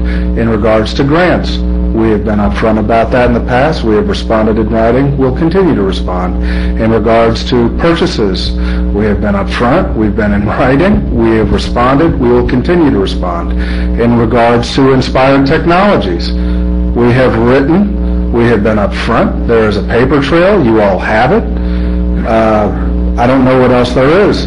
Somebody stated in some email that I saw that Craig Goodson and Inspired has been silent. That's not true. Craig Goodson sent each one of you, copied me, a letter clearly stating his corporate and his personal opinion. He's gotten up and spoken before you and said nothing inappropriate happened in regards to my private property transaction. I've held nothing back. I mean, we're going to cover the same ground, just so you're aware, at that meeting. It's going to be the same PowerPoints. it's going to be the same documents that I hold up, and until somebody apparently files an ethics complaint before the Florida Commission on Ethics, they won't look into it. So to me, it smacks of a lot of just dirty politics. I'm sorry. I don't know what else to say. But if there's something that you have, I think there was one thing that you mentioned, Dr. Kessler, that we have not looked into, and I can't remember what it is yet, but anything that you've ever asked before a PowerPoint in a meeting, let's say, we've answered. And even the one that you brought up, we answered it after the fact. I mean, is this just gotcha politics, or is this trying to find out answers to legitimate questions? If it's the latter, we're there. Documented. So what is this meeting going to be? From my perspective, folks, this is the perpetuation of a persecution. And I'm getting tired of it. And so is your organization. And you need to know this.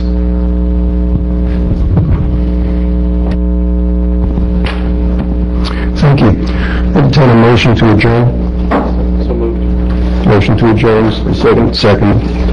All in favor? Aye. Thank you.